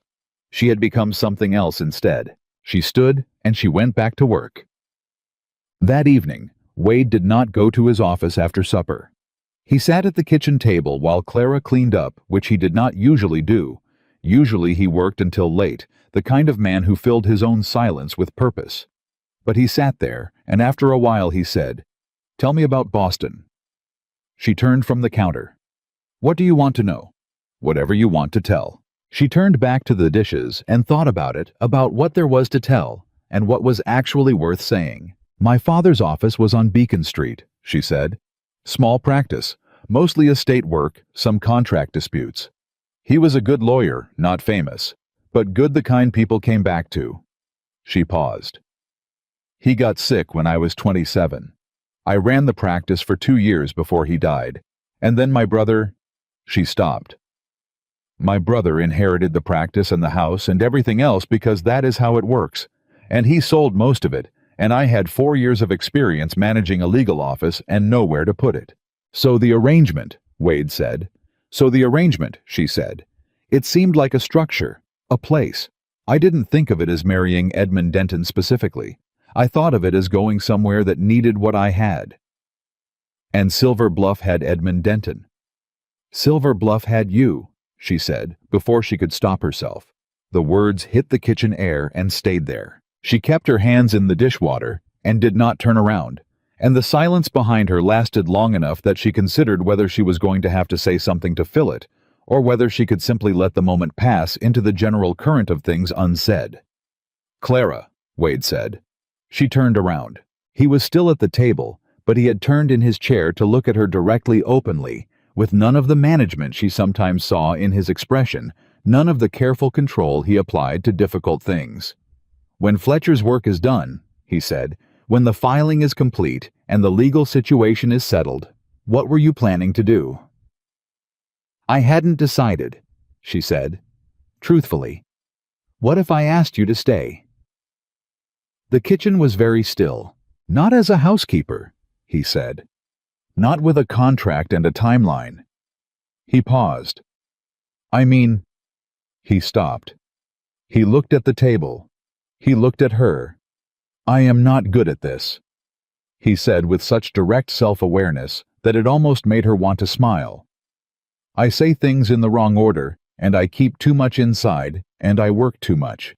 And I have spent 3 years since my mother died operating this ranch like a machine because that was easier than... He stopped again. You are not easy, he said. I know, she said. I mean that as it is not a complaint. You are not easy to contain, in my thinking. You have been here 17 days, and I cannot... He exhaled.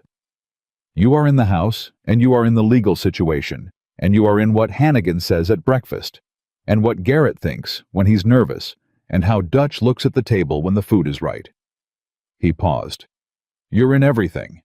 And I don't know what to do about it except tell you that I don't want it to stop."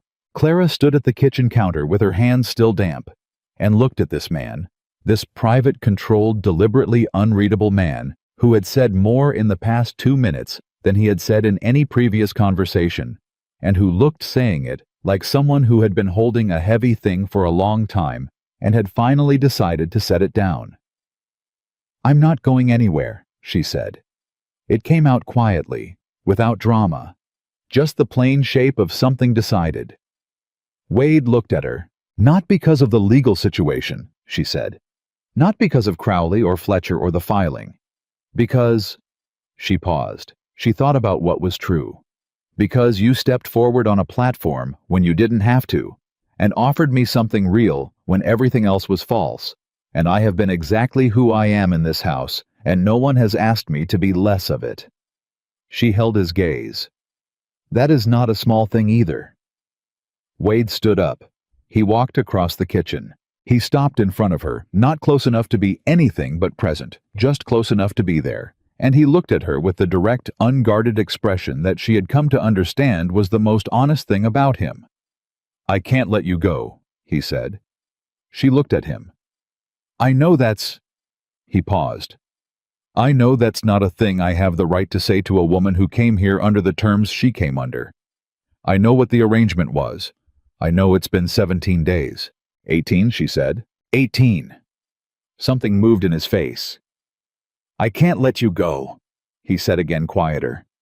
"I've been telling myself it was too soon to know, that I should wait, that you would leave when the 3 months were done, and that was the arrangement, and it was right to respect the arrangement."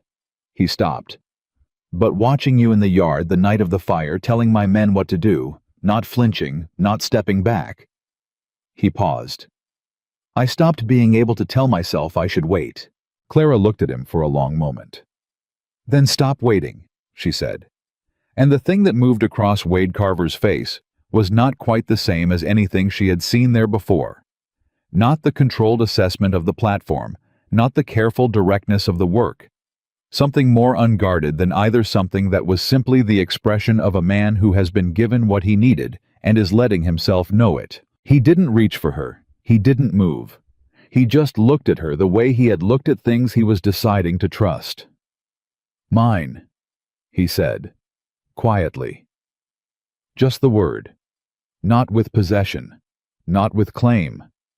With the particular quality of a truth that has been true for a while and is being stated for the first time.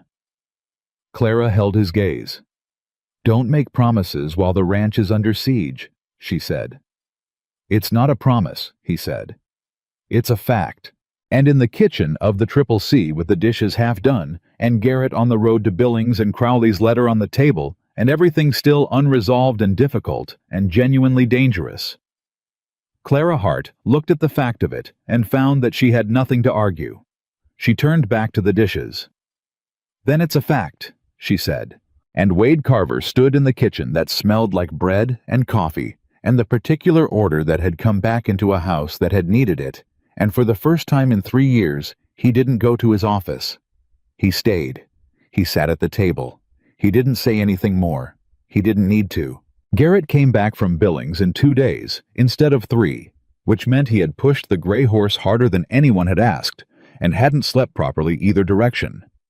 And when he rode into the yard at 5:30 in the morning, his face had the particular drawn quality of someone who has been carrying urgency in his body for 48 hours.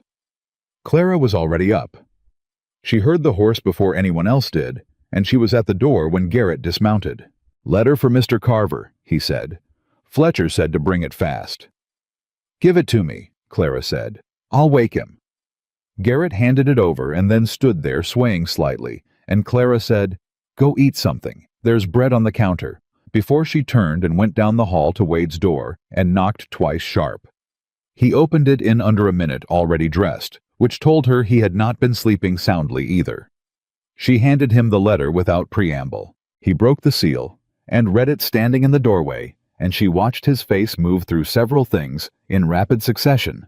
Concentration, then something hard and alert, then a controlled anger that settled into something more useful. Fletcher filed yesterday, he said. The fraud claim. Everything. The survey fraud, the notification address, the amended boundary claim, he filed it all simultaneously as a single fraud complaint with the county court and copied it to the Territorial Land Office in Helena. He turned the page, and he filed an emergency injunction to freeze Crowley's amended boundary claim pending investigation. That stops the Friday meeting. Legally, yes. Crowley can't compel a negotiation on a claim that's been frozen. Wade looked up. He'll know by now. His people in Helena, he has them, they would have known within hours. Clara thought about this. She thought about what it meant for a man like Crowley, a methodical, patient man who had spent 2 years building a careful structure, to see that structure challenged publicly on the record in a way that named names and attached numbers. He's going to move fast, she said, before the injunction is enforced. Yes. How fast? If I were him. Wade folded the letter. Today. He was already moving past her down the hall out to the yard, and Clara followed because there was nothing else to do and because she had stopped operating on the assumption that this was someone else's problem. By 7 a.m, Wade had the men assembled, all 7 of them in the yard with the cold morning around them and the particular alertness of people who have been told something real. Clara stood at the edge of the group, not separate from it. She was past pretending she was separate from any of this. And Wade spoke to his men the way he did everything else directly without theater. He told them what Fletcher had filed. He told them what Crowley would likely do about it. He told them that the ranch was going to need everyone in position today.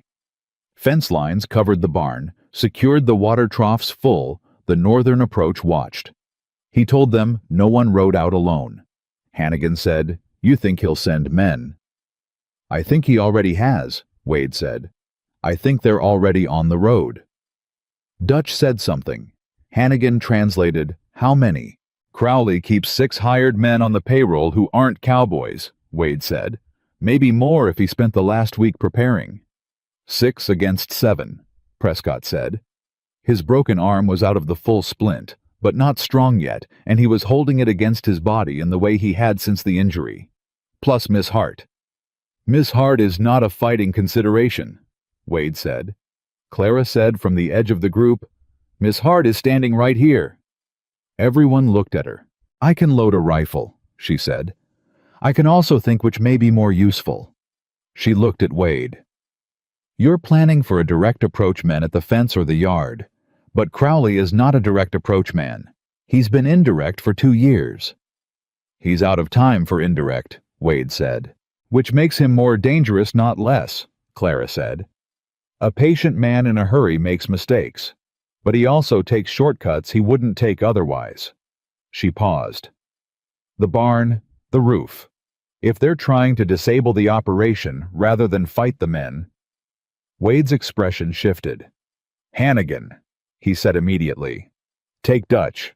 North fence and the barn roof, now." Hannigan and Dutch moved without another word. "Garrett east fence, stay low, don't engage if you see anyone. Come back and tell me." Garrett went. "Prescott." Wade looked at the man's arm. "Main house, you can shoot left-handed." "Well enough," Prescott said. "Main house, Miss Hart stays inside." "Wade," Clara started. "Clara." He looked at her directly, and the look was not dismissive. It was the look of a man making a calculation about what he can afford to lose. "Please." She held his gaze for a moment. She went inside. Paperwork. She did not stay inside. She stayed in the main house, which was not the same thing. She moved through every room, assessed every window, understood the angles.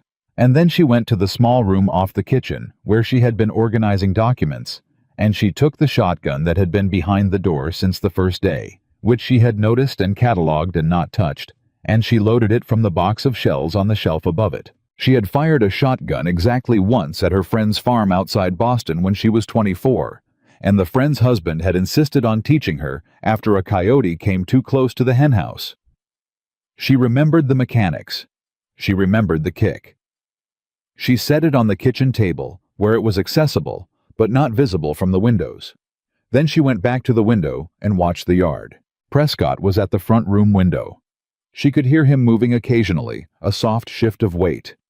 He didn't say anything to her, and she didn't say anything to him, and that was the particular companionship of two people occupying the same defensive space. An hour passed. Then Garrett came back at a dead run. She saw him from the window before he reached the yard, saw the way he was running.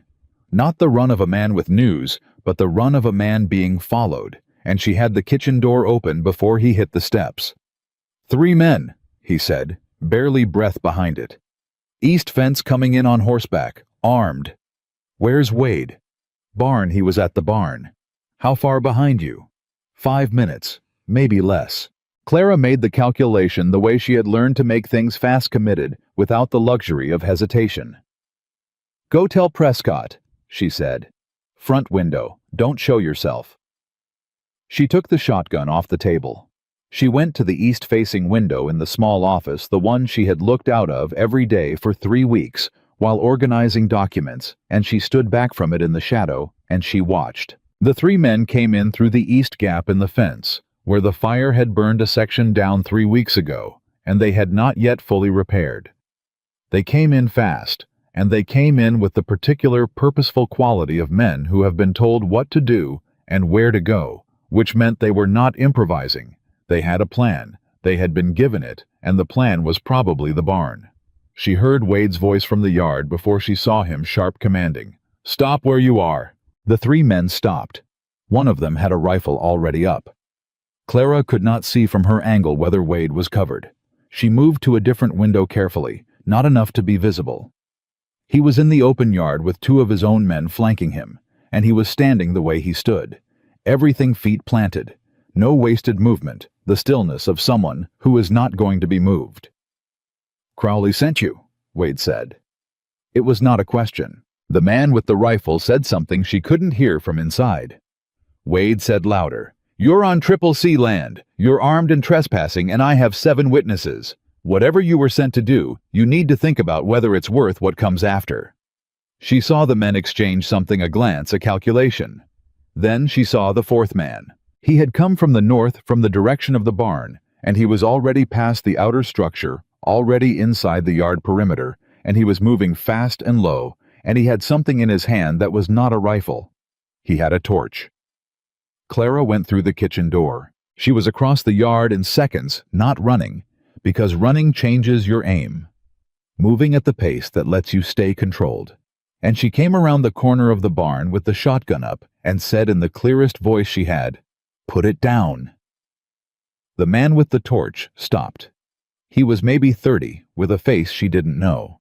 And he looked at her, at the woman with the shotgun, with an expression that moved through surprise and came out the other side at something more complicated. "Lady," he said. "The torch," she said. "On the ground, now."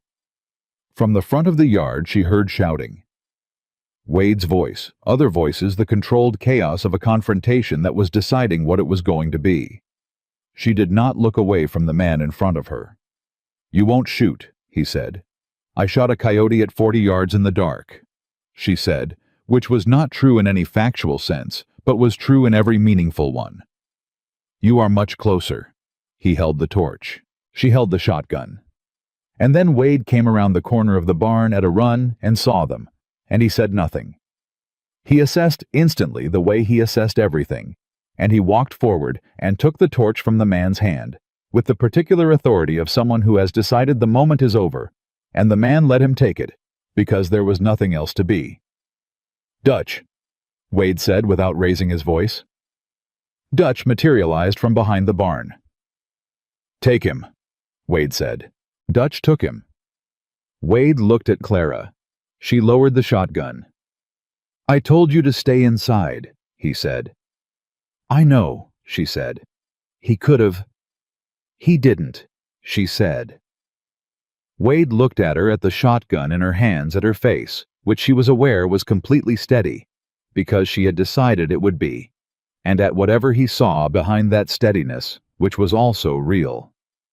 "Clara," he said. "There were 4 of them," she said.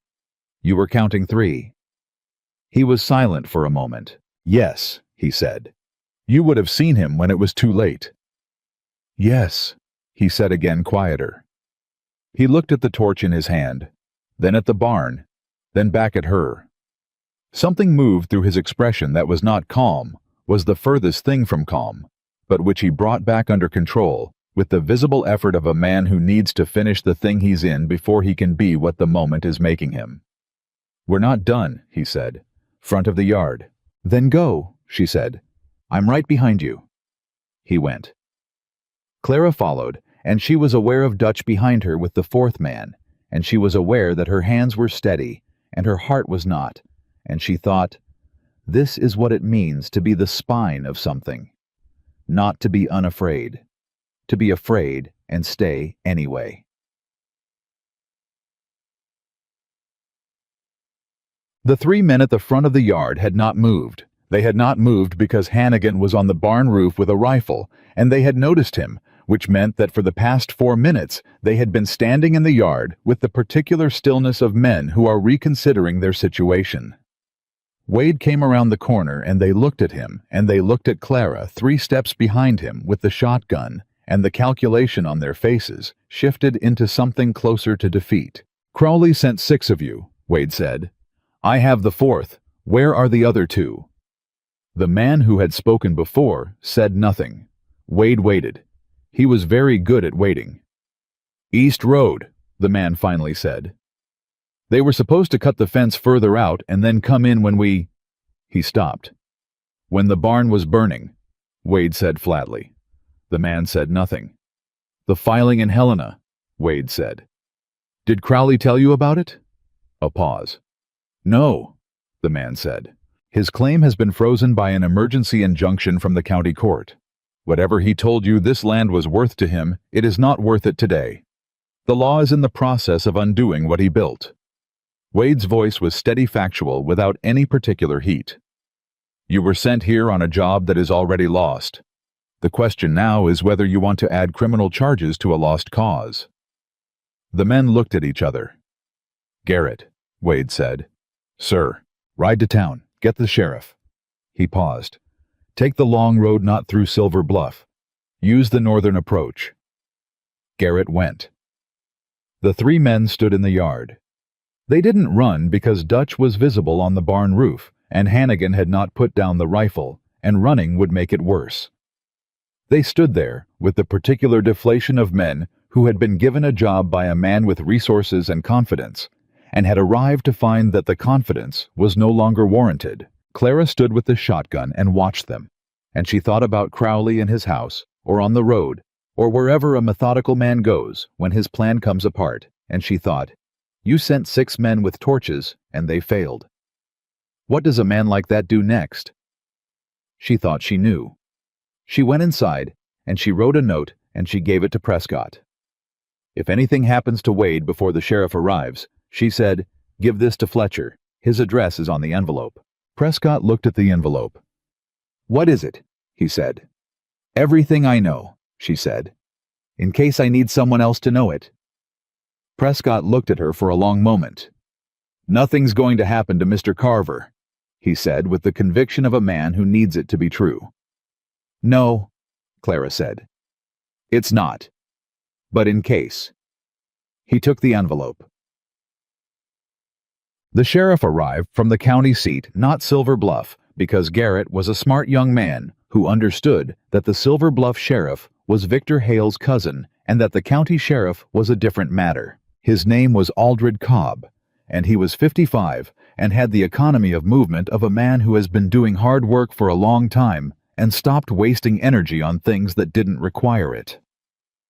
He rode in with 2 deputies, looked at the 4 detained men, looked at the scorched grass at the east fence line, looked at the torch that Wade had set on the porch railing and said, Tell me. Wade told him.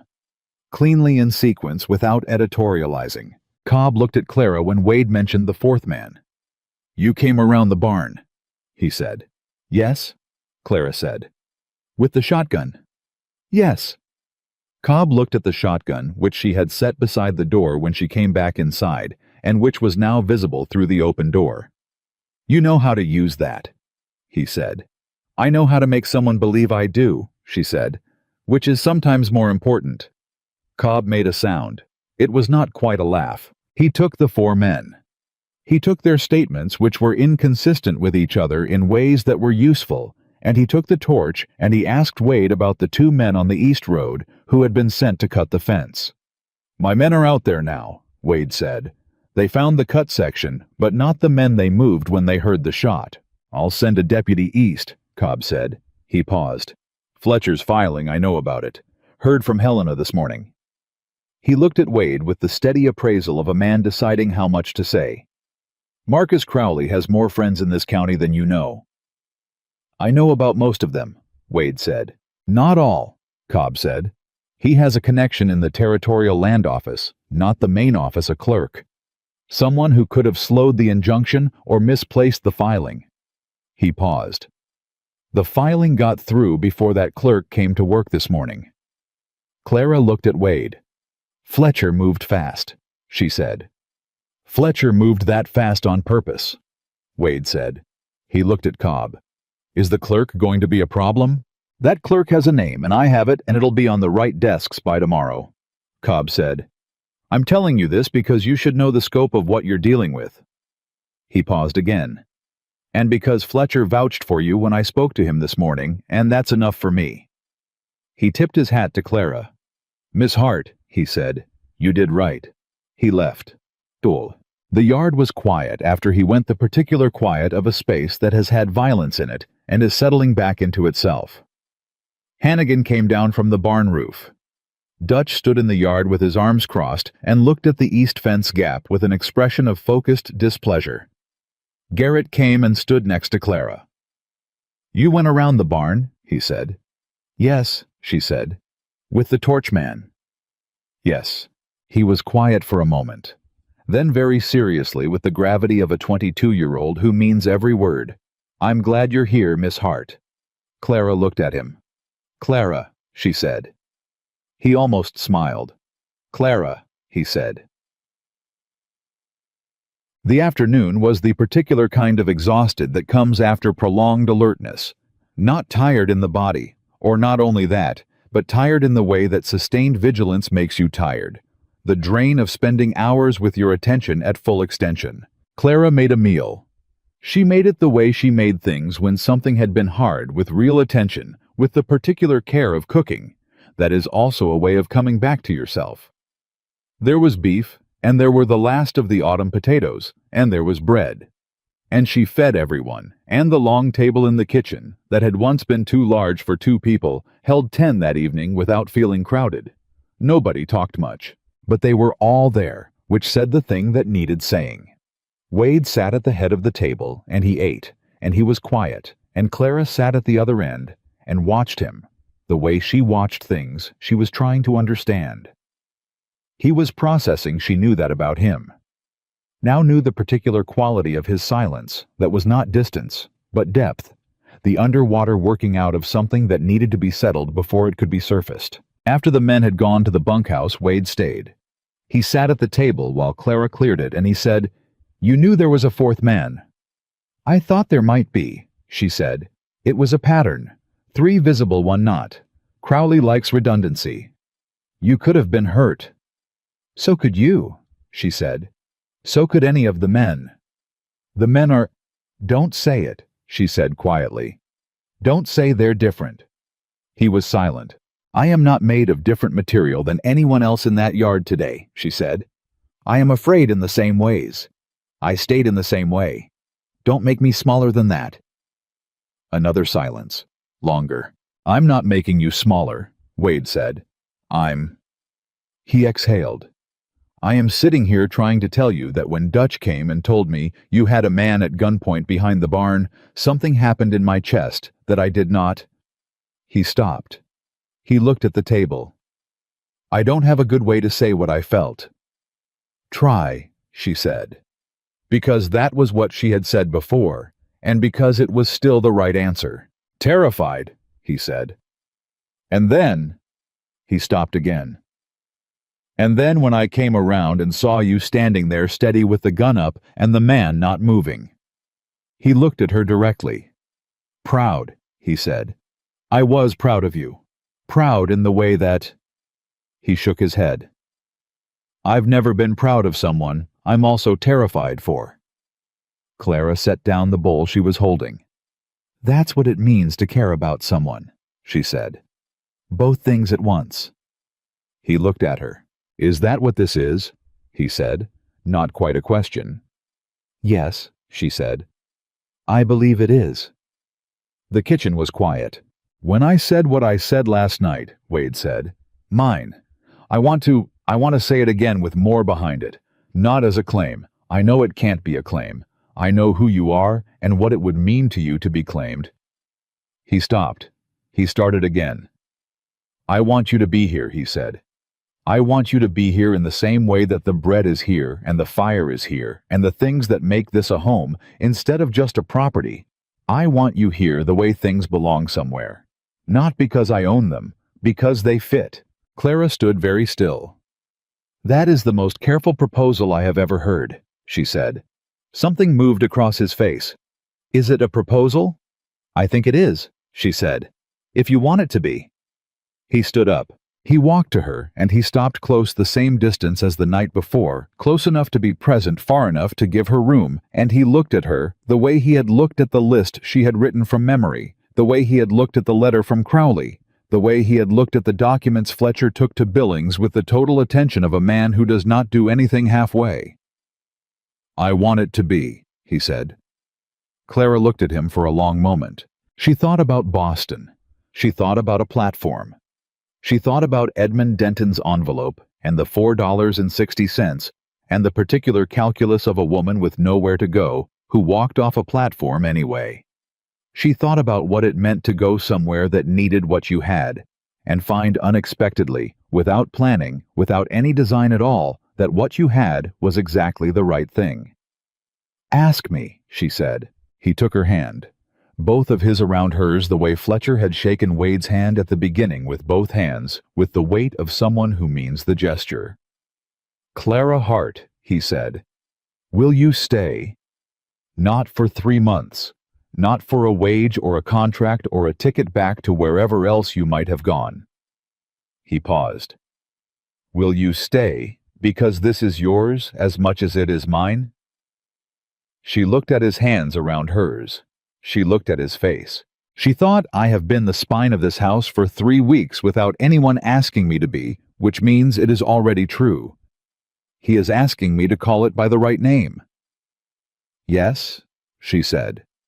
It was a small word for a large thing, but it was the right word, and she meant it the full way, the all the way to the back of herself way, the way you mean things you have arrived at through work, rather than impulse. Wade exhaled.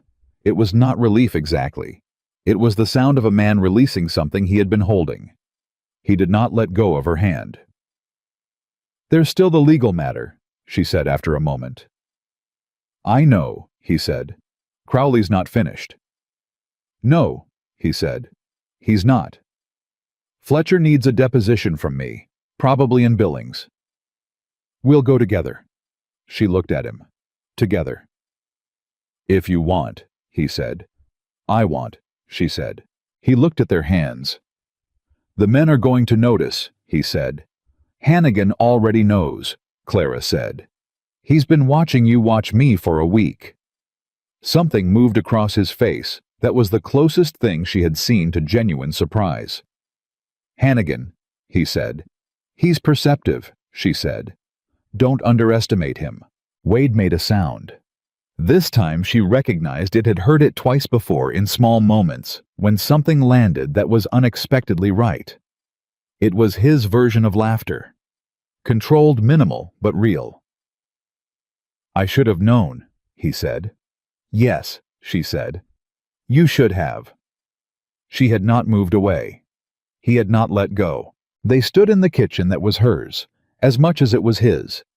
In the house that was becoming what it was supposed to be.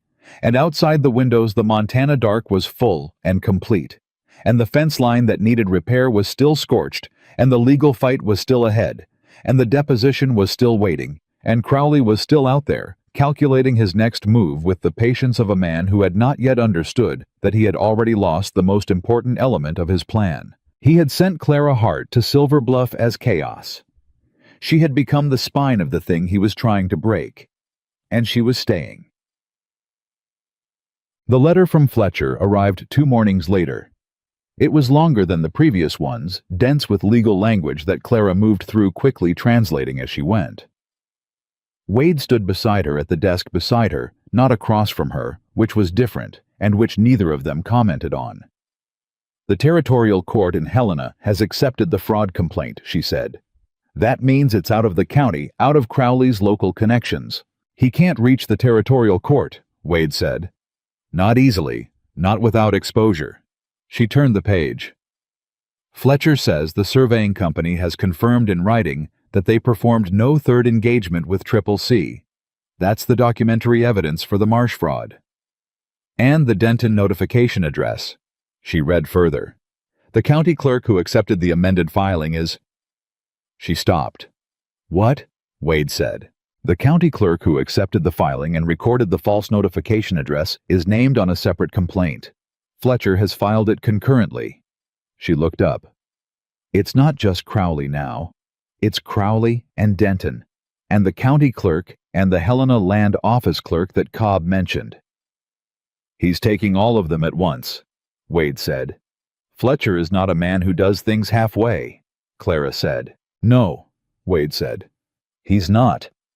He was quiet for a moment. What about the meeting Crowley demanded the Friday deadline?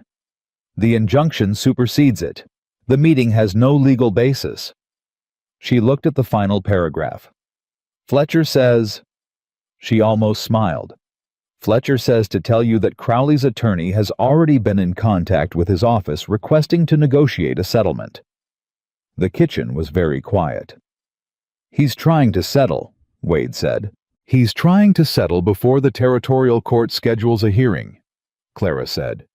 Because a hearing becomes public record, and public record names him. We don't settle, Wade said. No, Clara said. We don't. She wrote back to Fletcher that morning. She told him there would be no settlement, that the full complaint should proceed, and that she and Wade would come to Billings within the week to provide depositions.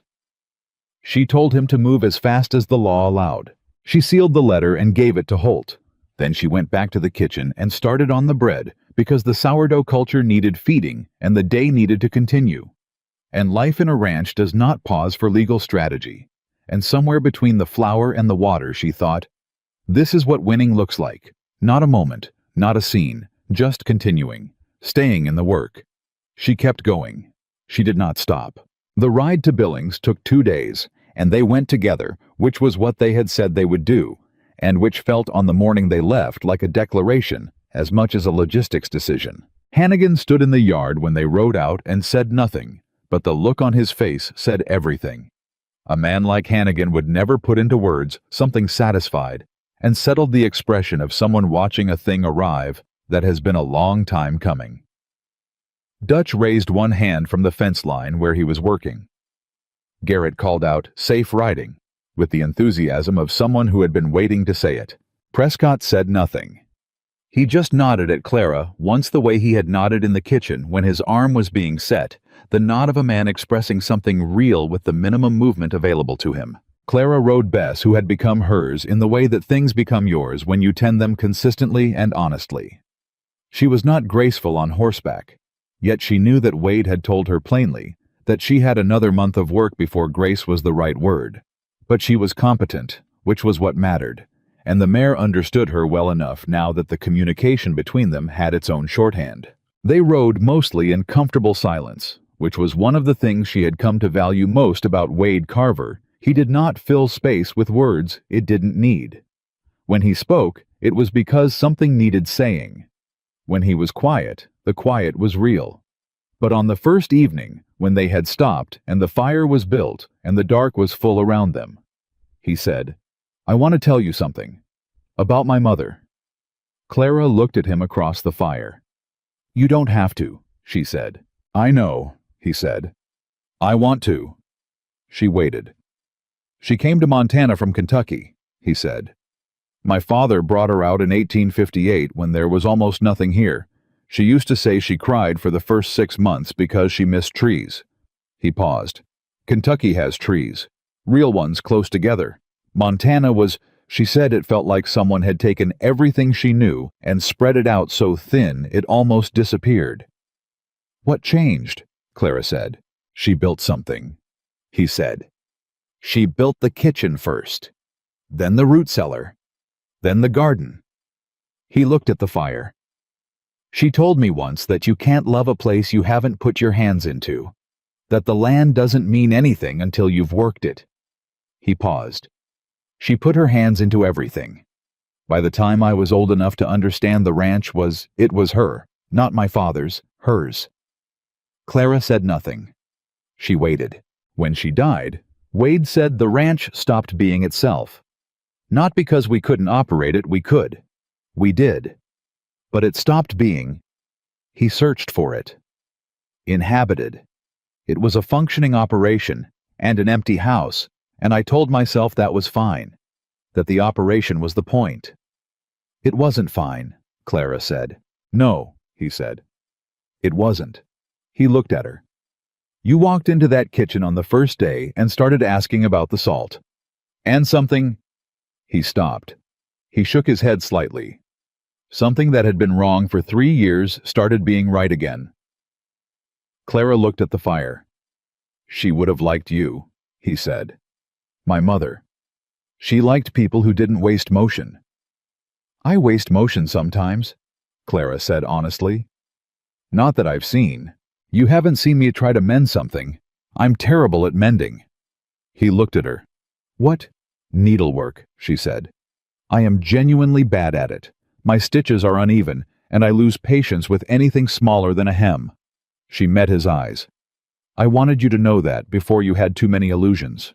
Something happened on his face that she had seen only a handful of times. The full version of that almost smile, the one that became an actual smile when it arrived, which changed his face entirely and made him look like a man who had forgotten somewhere along the way that his face was allowed to do that.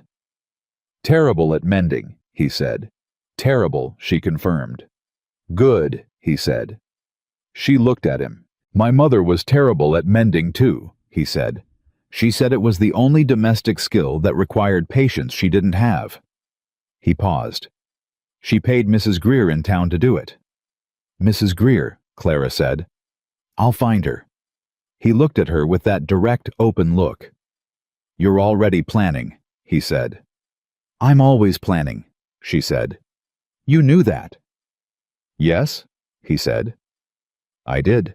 They sat by the fire for another hour, and the dark was large around them, and Clara thought about a woman who had come from Kentucky and cried for 6 months, and then put her hands into the land until it was hers, and she thought about what it meant to inherit something from a person you had never met. She thought she was beginning to understand. Billings was louder than Silver Bluff, and more complicated, and Fletcher met them at the hotel with the focused energy of a man who had been moving fast for 2 weeks and was not planning to stop. He shook Wade's hand. He shook Clara's hand.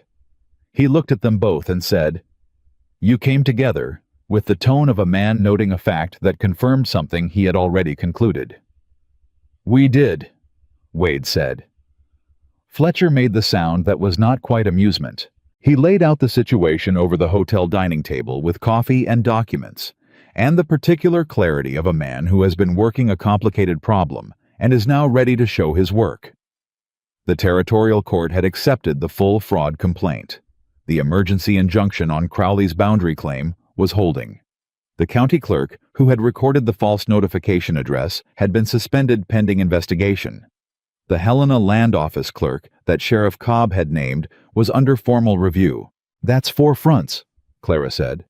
5, Fletcher said. Alton Marsh. Wade's jaw tightened slightly. They found him. He was in Cheyenne. He presented himself to the territorial authorities there voluntarily, which suggests someone told him the complaint was coming and that cooperation was his best option. Fletcher turned a page. He's made a statement implicating Crowley directly, not just the bookkeeping fraud, but the arrangement with Hatch the broker. He has documentation. The table was quiet. Marsh kept records, Clara said. Marsh kept records, Fletcher confirmed. Which is almost funny given the circumstances. The man who falsified your books kept honest books of his own about the falsification. Why? Wade said. Insurance, Clara said immediately. He was working for Crowley, but he was protecting himself in case Crowley tried to make him the only responsible party. He had proof that the instructions came from above him. She looked at Fletcher. Does it hold up? It does, Fletcher said. Combined with your financial analysis of the ledger entries and the statement you're going to give me today, we have a documentary chain from Crowley's instructions to Marsh's implementation to the impact on the CCC's accounts. He paused. The territorial court is going to schedule a hearing. I expect within 6 weeks. And Crowley, Wade said. Wade. His attorney has now sent 3 separate requests for settlement negotiation, Fletcher said. Each one more generous than the last. He looked at Wade directly. The third offer includes the eastern parcel he's been claiming. The silence that followed had weight. Crowley was offering to give back something he had been trying to take for 2 years, which meant he knew finally fully how badly his plan had come apart. No settlement, Wade said. I advised against it, Fletcher said. The full hearing protects you in ways a settlement cannot. It creates permanent public record and removes any future basis for similar claims. He paused. It also, and I say this because you should know, it exposes Edmund Denton in ways that a settlement would not. Wade looked at Clara. She looked back at him. Denton arranged the broker, she said. He arranged for me to come to Silver Bluff as a distraction. That needs to be on the record. It will be, Fletcher said. He looked at Clara. Your deposition is the most important element of that piece. Your direct testimony about the Hatch arrangement, the correspondence, the meeting in Boston. He paused. Are you ready? Yes, she said. It may be not comfortable. Denton's attorney will try to characterize the mail order arrangement as a transaction between consenting parties that simply didn't work out, Clara said. I know. That's the argument they'll make. She met Fletcher's gaze. I know what I agreed to and what I didn't agree to, and I know the difference between a failed arrangement and a deliberate manipulation. I can make that difference clear under questioning. Fletcher looked at her for a long moment. Yes, he said. I believe you can. The deposition took 4 hours. Clara sat in a room with Fletcher and a court recorder and Crowley's attorney, a thin, careful man from Helena named Sutherland, who had the practiced neutrality of someone very good at making hostile questions sound like reasonable ones. And she answered every question with the same precision she had brought to the ledger, to the letter from Crowley, to the organized survey documents. Sutherland tried 3 different approaches to the Hatch arrangement. Each time Clara answered the question that had been asked without embellishment, without emotion, with the particular steadiness of someone who knows that the facts are enough, and that adding anything to them only gives the other side material to work with. On the 4th approach, Sutherland said, Miss Hart, isn't it true that you entered into the arrangement with Mr. Denton, voluntarily fully understanding the nature of the... I entered into the arrangement based on correspondence that represented Edmund Denton as a respectable merchant seeking a housekeeper and companion under legitimate terms, Clara said. I later discovered that the broker who facilitated the arrangement, Samuel Hatch, is Marcus Crowley's brother-in-law. I discovered this after arriving in Silver Bluff, and after Mr. Denton's public rejection, which I believe was orchestrated to create a specific social disruption in the community. She paused. I entered into the arrangement voluntarily based on fraudulent representation. Those are different things. Sutherland moved to a different question. Fletcher across the table did not change his expression, but she saw his hand move slightly, just a small movement, a pen being set down and picked back up, and she understood it as the equivalent of approval from a man who expressed things in the smallest possible gestures. When it was over, she sat in the hallway outside the room and let her hands do the thing they had not done in front of anyone, shake briefly for about 90 seconds. And then she made them stop. Wade was there. He had been in the hallway, not inside, because his own deposition had been completed that morning. He sat beside her and said nothing, which was the right thing to do, and which she appreciated precisely because he knew it was the right thing. After a moment, she said, "Sutherland is going to try to characterize it as a personal grievance." "Let him," Wade said. "Fletcher will handle it." "I know." She looked at her hands. "I'm not worried about the legal outcome. I'm—" She stopped. She thought about what she was actually feeling. "I'm angry," she said. "I've been angry since I understood the full shape of it, and I've been keeping the anger useful, using it for the list for the letter to Fletcher for the deposition. But sitting in that room and hearing Sutherland's questions, knowing that Crowley is somewhere deciding the best way to minimize what he did, knowing that Denton is going to claim the arrangement was ordinary, and that I'm making something of nothing." "You're not making something of nothing," Wade said. "I know that. The record knows that." "I know that too," she exhaled. "I just want it to be over." "It will be," he said. 6 weeks for the hearing. Maybe less. And until then, he said, "we go home and we work." She looked at him. "Home," she said. He looked back at her steadily. "Yes," he said. "Home." She let the word sit. She let it mean what it meant. "Then let's go home," she said. They rode back to the Triple C on the third day, arriving in the late afternoon, with the light at the particular angle that made Montana look like something a person could love without reservation. And Clara rode Bess through the gate of the ranch with the same feeling she had had on the train out of Boston. The feeling of arriving somewhere, of motion resolving into place. Except this time, she was arriving at the right place. Hannigan was at the barn when they rode in, and he looked at them both with that same settled expression and said, "Good trip? Productive?" Wade said. "Fletcher moved things forward." "Significantly." Hannigan nodded. He looked at Clara. "Bread culture's been fed. Garrett did it. I showed him how." Clara looked at Garrett, who was nearby, trying to appear as if he had not been waiting for them. "You fed the sourdough," she said. "Twice a day," he said. "Like you said." He paused. "I might have talked to it a little." "What did you say?" she said. He turned slightly pink. "I told it to stay alive because Miss Hart, because Clara would be back." She looked at him for a moment.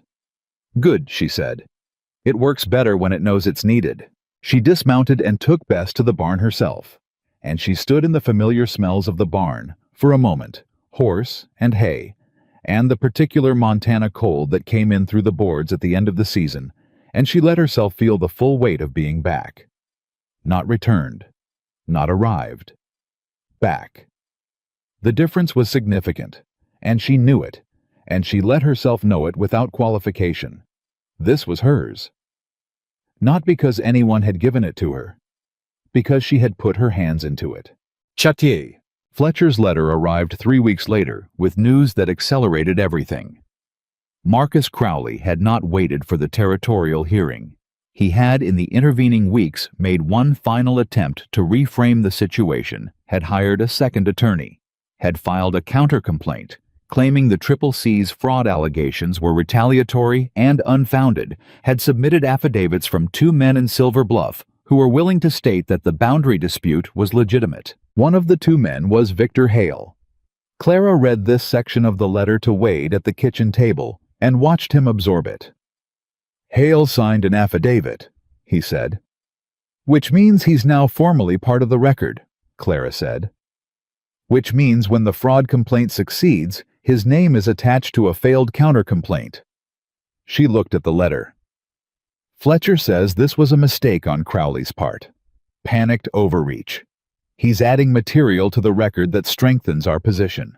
"Crowley doesn't panic," Wade said. "He didn't used to," Clara said. "He's been operating a careful, methodical plan for 2 years. Fletcher's filing disrupted that plan in 10 days. The fire didn't work. The hired men didn't work. Marsh's documentation has been turned against him. The settlement offers were refused." She set the letter down. Even patient men panic when everything they've built starts coming apart faster than they can manage. Wade was quiet. "The affidavits from Hale and the other man," he said. "Who is the other man?" Clara looked at the letter. "Fletcher lists him as—" She found the name. She stopped. "What?" Wade said. She looked up. "The second affidavit," she said carefully, "is signed by Edmund Denton." The kitchen was very still. Wade's expression did not change outwardly, but something happened behind it, something that moved through quickly and left him looking at her with a kind of cold clarity. "He's still involved," Wade said. "He never stopped being involved," Clara said. "He's been waiting to see which way it broke. If Crowley could settle and minimize, Denton would have stayed quiet. Now that it's going to a hearing, he's trying to get ahead of it by putting himself on record as a supporter of the counter-complaint." She paused. "It won't work." "Why not?" "Because I named him in my deposition," she said. "His affidavit supporting Crowley creates a direct conflict with my testimony about the Hatch arrangement. Fletcher can use it to show the jury that Denton has a vested interest in the counter-narrative." She looked at the letter again. "Fletcher already sees it. He says—" She found the line. "He says, and I'm reading this exactly, 'Mr. Denton has handed us the clearest possible demonstration of his connection to this conspiracy. I intend to use it.'" Wade exhaled. "He's a good lawyer," he said. "He's an excellent lawyer," Clara said. "You're lucky he worked for your father." "We?" Wade said. She looked at him. "We're lucky," he said. She held his gaze. "We are," she said. The hearing was scheduled for the 4th week of November, 6 weeks after Fletcher's initial filing, which was faster than anyone had expected, and which Fletcher attributed to the territorial court's particular interest in a case that implicated a county clerk, a land office clerk, a prominent merchant, and a major landowner in a coordinated fraud. The week before the hearing, Silver Bluff had opinions. This was inevitable. Small towns always have opinions, and Silver Bluff had been watching the CCC situation with the intense interest of a community that understands it is watching something significant. Clara knew this because Garrett reported it when he came back from town with supplies, and because Prescott heard it at the farrier's, and because Mrs. Greer, the seamstress, who Clara had visited twice about the mending, told her directly with the candor of a woman who has lived in a small town long enough to know that candor is its own form of kindness. "People are deciding," Mrs. Greer said. "They've been waiting to see which way things fall, and now they think they know." "Which way are they deciding?" Clara said. "Toward you and Mr. Carver," Mrs. Greer said. "Mostly. Hale has some supporters men who do business with him and aren't ready to give that up. But Denton—" She paused, threading a needle with the precision of long practice. "Denton has fewer friends than he thought. What he did on that platform with you the first day you arrived—" She shook her head. "People remember things like that. A man who treats a woman that way in public has told you something about himself." "He told me something about himself quite clearly," Clara said. Mrs. Greer looked at her over the mending. "You're not what people expected," she said. "What did they expect?" "Someone broken," Mrs. Greer said plainly. "That's what that kind of rejection is supposed to do. Break you enough that you go away and the town goes back to normal." She paused. "Instead, you went to the CCC and apparently set the whole legal situation on its head." "I found a ledger," Clara said. "People are saying rather more than that," Mrs. Greer said with the slight smile of someone who knows exactly what people are saying and finds it accurate. Clara looked at the mending in the woman's hands, her own work terrible and uneven, being corrected with quiet skill, and she thought about what it meant for a town to be deciding. About the people who were watching and waiting and making their choices based on what they saw. "The hearing will establish the record," Clara said. "The record helps," Mrs. Greer said. "But people in a town like this one decide based on what they see with their own eyes. They saw what happened on the platform. They've been watching what's happened since." She set down the mending. "You didn't go to pieces, Miss Hart. That matters here." Clara looked at her. "Clara," she said. Mrs. Greer smiled. "A real one." "Clara," she said. Wade and Clara rode to the hearing together, which was also a declaration, Not a private one this time, but a public one, because they rode into Silver Bluff on a Tuesday morning in November, and people saw them, and the way they were together told a story that the whole town had already been reading in fragments. Fletcher was already at the courthouse, organized and precise with his boxes of documents, and the particular focused calm of a man ready to do the thing he has spent his life learning to do. Sheriff Cobb was there. Crowley arrived with 2 attorneys and the expression of a man who has spent 6 weeks watching his position erode and has decided to perform confidence as a substitute for it. He was taller than Clara had imagined. She had never met him directly, had built her understanding of him entirely from his letter, his methods, his patterns. He was perhaps 60, well-dressed, with a face that was accustomed to being the most significant one in the room. He looked at Clara when he came in, just briefly, a single assessment fast calculating. She looked back. She did not look away first. Denton was there too, seated at the far end of the respondent's bench, not looking at anyone. He had the look of a man who had signed the affidavit and was now living with the understanding that it had not helped him. The hearing lasted 2 days. Clara testified on the first day, and she told the truth the way she had told it in deposition, precisely without embellishment in sequence. She told about Samuel Hatch and the correspondence and the one-way fare and the platform and the envelope and the $4.60. She told about the ledger in the second drawer and the 23 entries and the 3 billing records for a survey that had only been performed twice. She told about Crowley's letter through Hale's store, the offer of alternative employment, the probe dressed up as concern. Sutherland cross-examined her for an hour and a half. She answered every question. Crowley's second attorney tried a different approach, softer, more sympathetic, attempting to suggest that Clara was a woman in a difficult position, who had perhaps misunderstood the financial records due to insufficient expertise. "My father was a lawyer," Clara said. "I managed his practice accounts for 6 years. I understand what a falsified invoice looks like because I was trained to identify them." She paused. "The entries I identified were subsequently confirmed by an independent accounting review commissioned by Mr. Fletcher and reviewed by the territorial court. My analysis was accurate." The attorney moved on. Fletcher delivered the documentary evidence methodically, piece by piece, with the unhurried confidence of someone who has enough of it that he can afford to go slowly. The surveying company's written confirmation of no third engagement. The comparison of Marsh's handwriting against the fraudulent entries. The notification address linked to Denton's mercantile.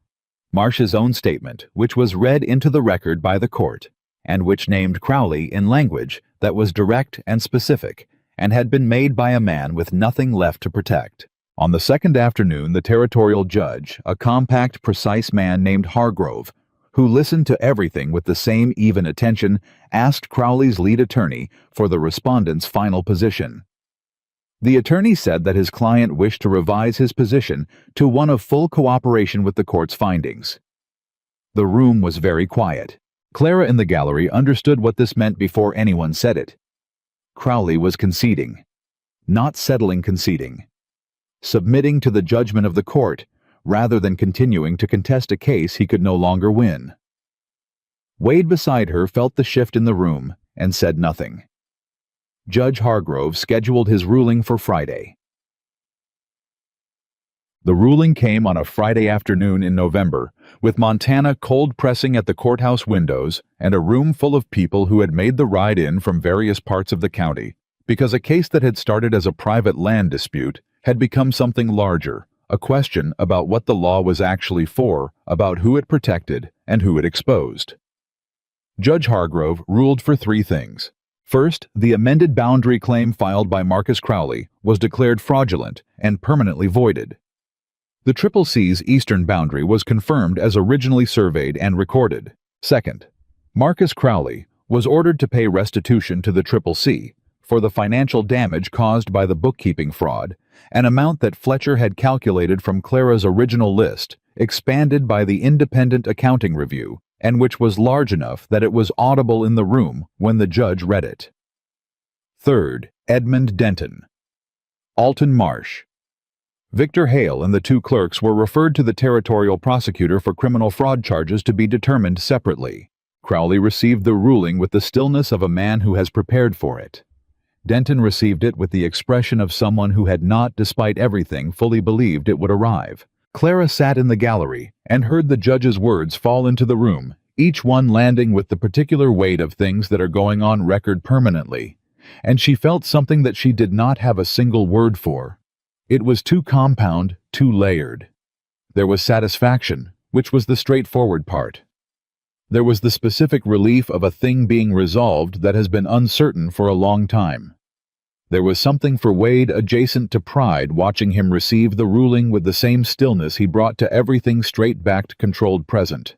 And there was something for herself, something quieter and more private that had to do with a woman who had traveled 2,000 miles on a one-way ticket and been handed an envelope on a platform and refused it and walked off into a situation that had turned out to be larger and more complicated and more real than anything she had planned, and who had put her hands into it anyway, because that was what she did. That was what she had always done, and who had found in the putting of her hands into it not just a legal victory, or a household, or a resolved dispute, but an actual life. A chosen one. Built from work and honesty, and the particular courage of staying when staying is genuinely harder than leaving. She had not been bought. She had not been placed. She had not been rescued. She had chosen continuously from the moment she walked off that platform every morning. She got up before the sun, every time she followed a thread to where it actually led. Every time she stood in the yard when she could have stood behind a door. That was hers. All of it.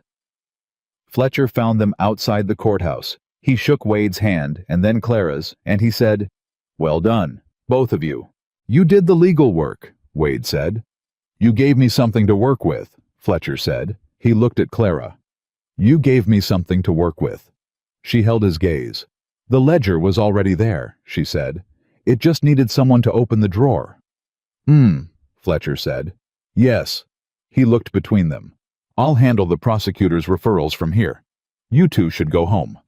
"We intend to," Clara said. They rode out of Silver Bluff in the early afternoon, and the town watched them go. Not dramatically, not the way things happen in stories with crowds and declarations. Just people going about their business who happened to look up when Wade Carver and Clara Hart rode through, who had followed the case, and who understood, in the way small towns understand things, what the ruling meant for the Triple C and for the people on it. Mrs. Greer was outside her shop. She raised one hand as Clara passed. Clara raised hers back. They rode north toward the ranch, and the cold was real, and the sky was the particular deep blue of November in Montana. And Clara rode Bess with the competence of a woman who had been practicing for 6 weeks and was starting to find something like fluency in it. And Wade rode beside her the way he did everything with the total attention of a man who is not somewhere else in his mind. After a while he said, "My mother had a name for the feeling after something difficult is settled." "What did she call it?" Clara said. "She called it the quiet after," he said. "She said you had to let yourself have it, that people make the mistake of filling it back up too fast." He paused. "She'd take a day, just work, whatever needed doing, no decisions, no plans, just the work of the place." "The day after we get back," Clara said. "If you want." She thought about it. The bread that needed baking. The fence section on the east side that still needed full repair. The sourdough culture that Garrett had been tending like a small responsibility he was proud of. The account books she wanted to set up properly with real systems the way they should have been from the start. "Yes," she said, "I want that." They rode in comfortable quiet for a while, and the Triple C came into sight in the late afternoon, and Clara looked at it the way she had started to look at it. Not with the appraising eye of someone cataloging what needs doing, though that was still there, but with something underneath it, something that recognized the place in the way you recognize things that are part of you. Hannigan and Dutch were at the fence. They looked up when they heard the horses.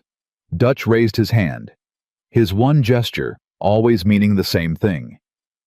Garrett came out of the barn at a run, then caught himself and walked the last few steps, because he was trying to appear less like someone who had been waiting. "How did it go?" he said. "We won," Clara said. Garrett's face did the thing young faces do when something has been held in suspension and is finally released, a full unguarded expression of relief and satisfaction that he didn't even try to contain. "I knew it," he said. "I told Hannigan." "What did you tell Hannigan?" Hannigan called from the fence. "I told him it was going to be fine," Garrett said in a slightly louder voice. "You told me you were worried every day," Hannigan said. "Both things were true," Garrett said with great dignity. Clara dismounted and handed Bess to Garrett and looked at the ranch, the house, the barn, the yard, the fence that still needed work, and she felt the quiet after. The settling. The particular still weight of something concluded. Wade came to stand beside her. "The bedroom at the back of the house," he said. She looked at him. "When you arrived," he said, "you took the small bedroom at the back because it was what was offered. You've been there 7 weeks." He paused. "There's a room at the front that gets the morning light, my mother's room." He paused again. "I'd like you to have it, if you want it." Clara looked at him for a long moment. "Are you ready for that?" she said. "I've been ready since the 3rd day," he said. "I was waiting until it made sense to say it. And now it makes sense. Now it's just true," he said, "like most things that matter." Clara thought about a woman who had come from Kentucky and cried for 6 months and then put her hands into the land until it was hers. She thought about a root cellar stocked with the care of someone who understood that tending was love made practical. She thought about what it meant to inherit a room from a woman you had never met but somehow already recognized. "Yes," she said. "I'd like that." They went inside. The kitchen smelled like bread. Garrett had apparently taken his responsibility to the sourdough culture further than anyone had asked, and there was a loaf cooling on the rack that was, Clara had to admit, not bad for a 22-year-old who had never made bread before 6 days ago. She stood in the kitchen and looked at all of it, the shelves organized in the logic that was hers. Now the salt in one location, the copper pot her predecessor had hung, and which Clara had kept because it was beautiful and functional. The table where 11 men had eaten, and where a ledger had been laid open, and where a fact had been stated simply in the evening and not taken back. Wade stood in the doorway. "Clara," he said. She turned. He looked at her the way he had looked at her from the beginning, directly, openly, without management, and what she saw in his face was not the careful assessment of the platform or the controlled directness of the working weeks, but something simpler and more permanent. The expression of a man who has found the thing he did not know he was looking for and has stopped pretending otherwise. "This is yours," he said. "All of it. Not because I gave it to you, because you made it yours." She looked at him. She thought about every morning, every ledger entry, every bowl of stew, every letter written and writer sent, and question asked and answer given, every time she stayed when she could have stepped back. She thought, "I put my hands into it. That's what makes it real." "I know," she said. She crossed the kitchen and stood in front of him, and she put her hand flat against his chest, over his heart. Not reaching, not asking, just placing her hand there, the way you place something in the spot where it belongs. And she felt his hand cover hers, holding it there. The two of them standing in the doorway of the kitchen that smelled like bread, and was going to smell like bread for the rest of their lives. "What do we do now?" she said. He looked at her. "We work," he said. "We eat. We fix the east fence." He paused. "We get married when you're ready." "When I'm ready," she said. "In your own time," he said. "Your decision." She looked at him. "Spring," she said. He nodded. "Spring." She let her hand stay where it was, and his hand stayed over hers, and neither of them moved, and the quiet after was exactly what his mother had called it. Real quiet, earned quiet, the kind that comes when something difficult is finished and something true has been allowed to stand. Clara Hart had come to Silver Bluff as a transaction. She had refused to be one. She had walked off a platform with $4.60 and nowhere to go, and she had put her hands into everything. She found the kitchen, and the ledger, and the legal fight, and the men in the yard, and the man in the doorway, and she had built from all of it the life that had been waiting for someone willing to make it. Not the life she had planned. The life she had chosen every single day until it was undeniably, permanently, completely hers. And that was the only kind worth having. You said dua vào kitchen tren.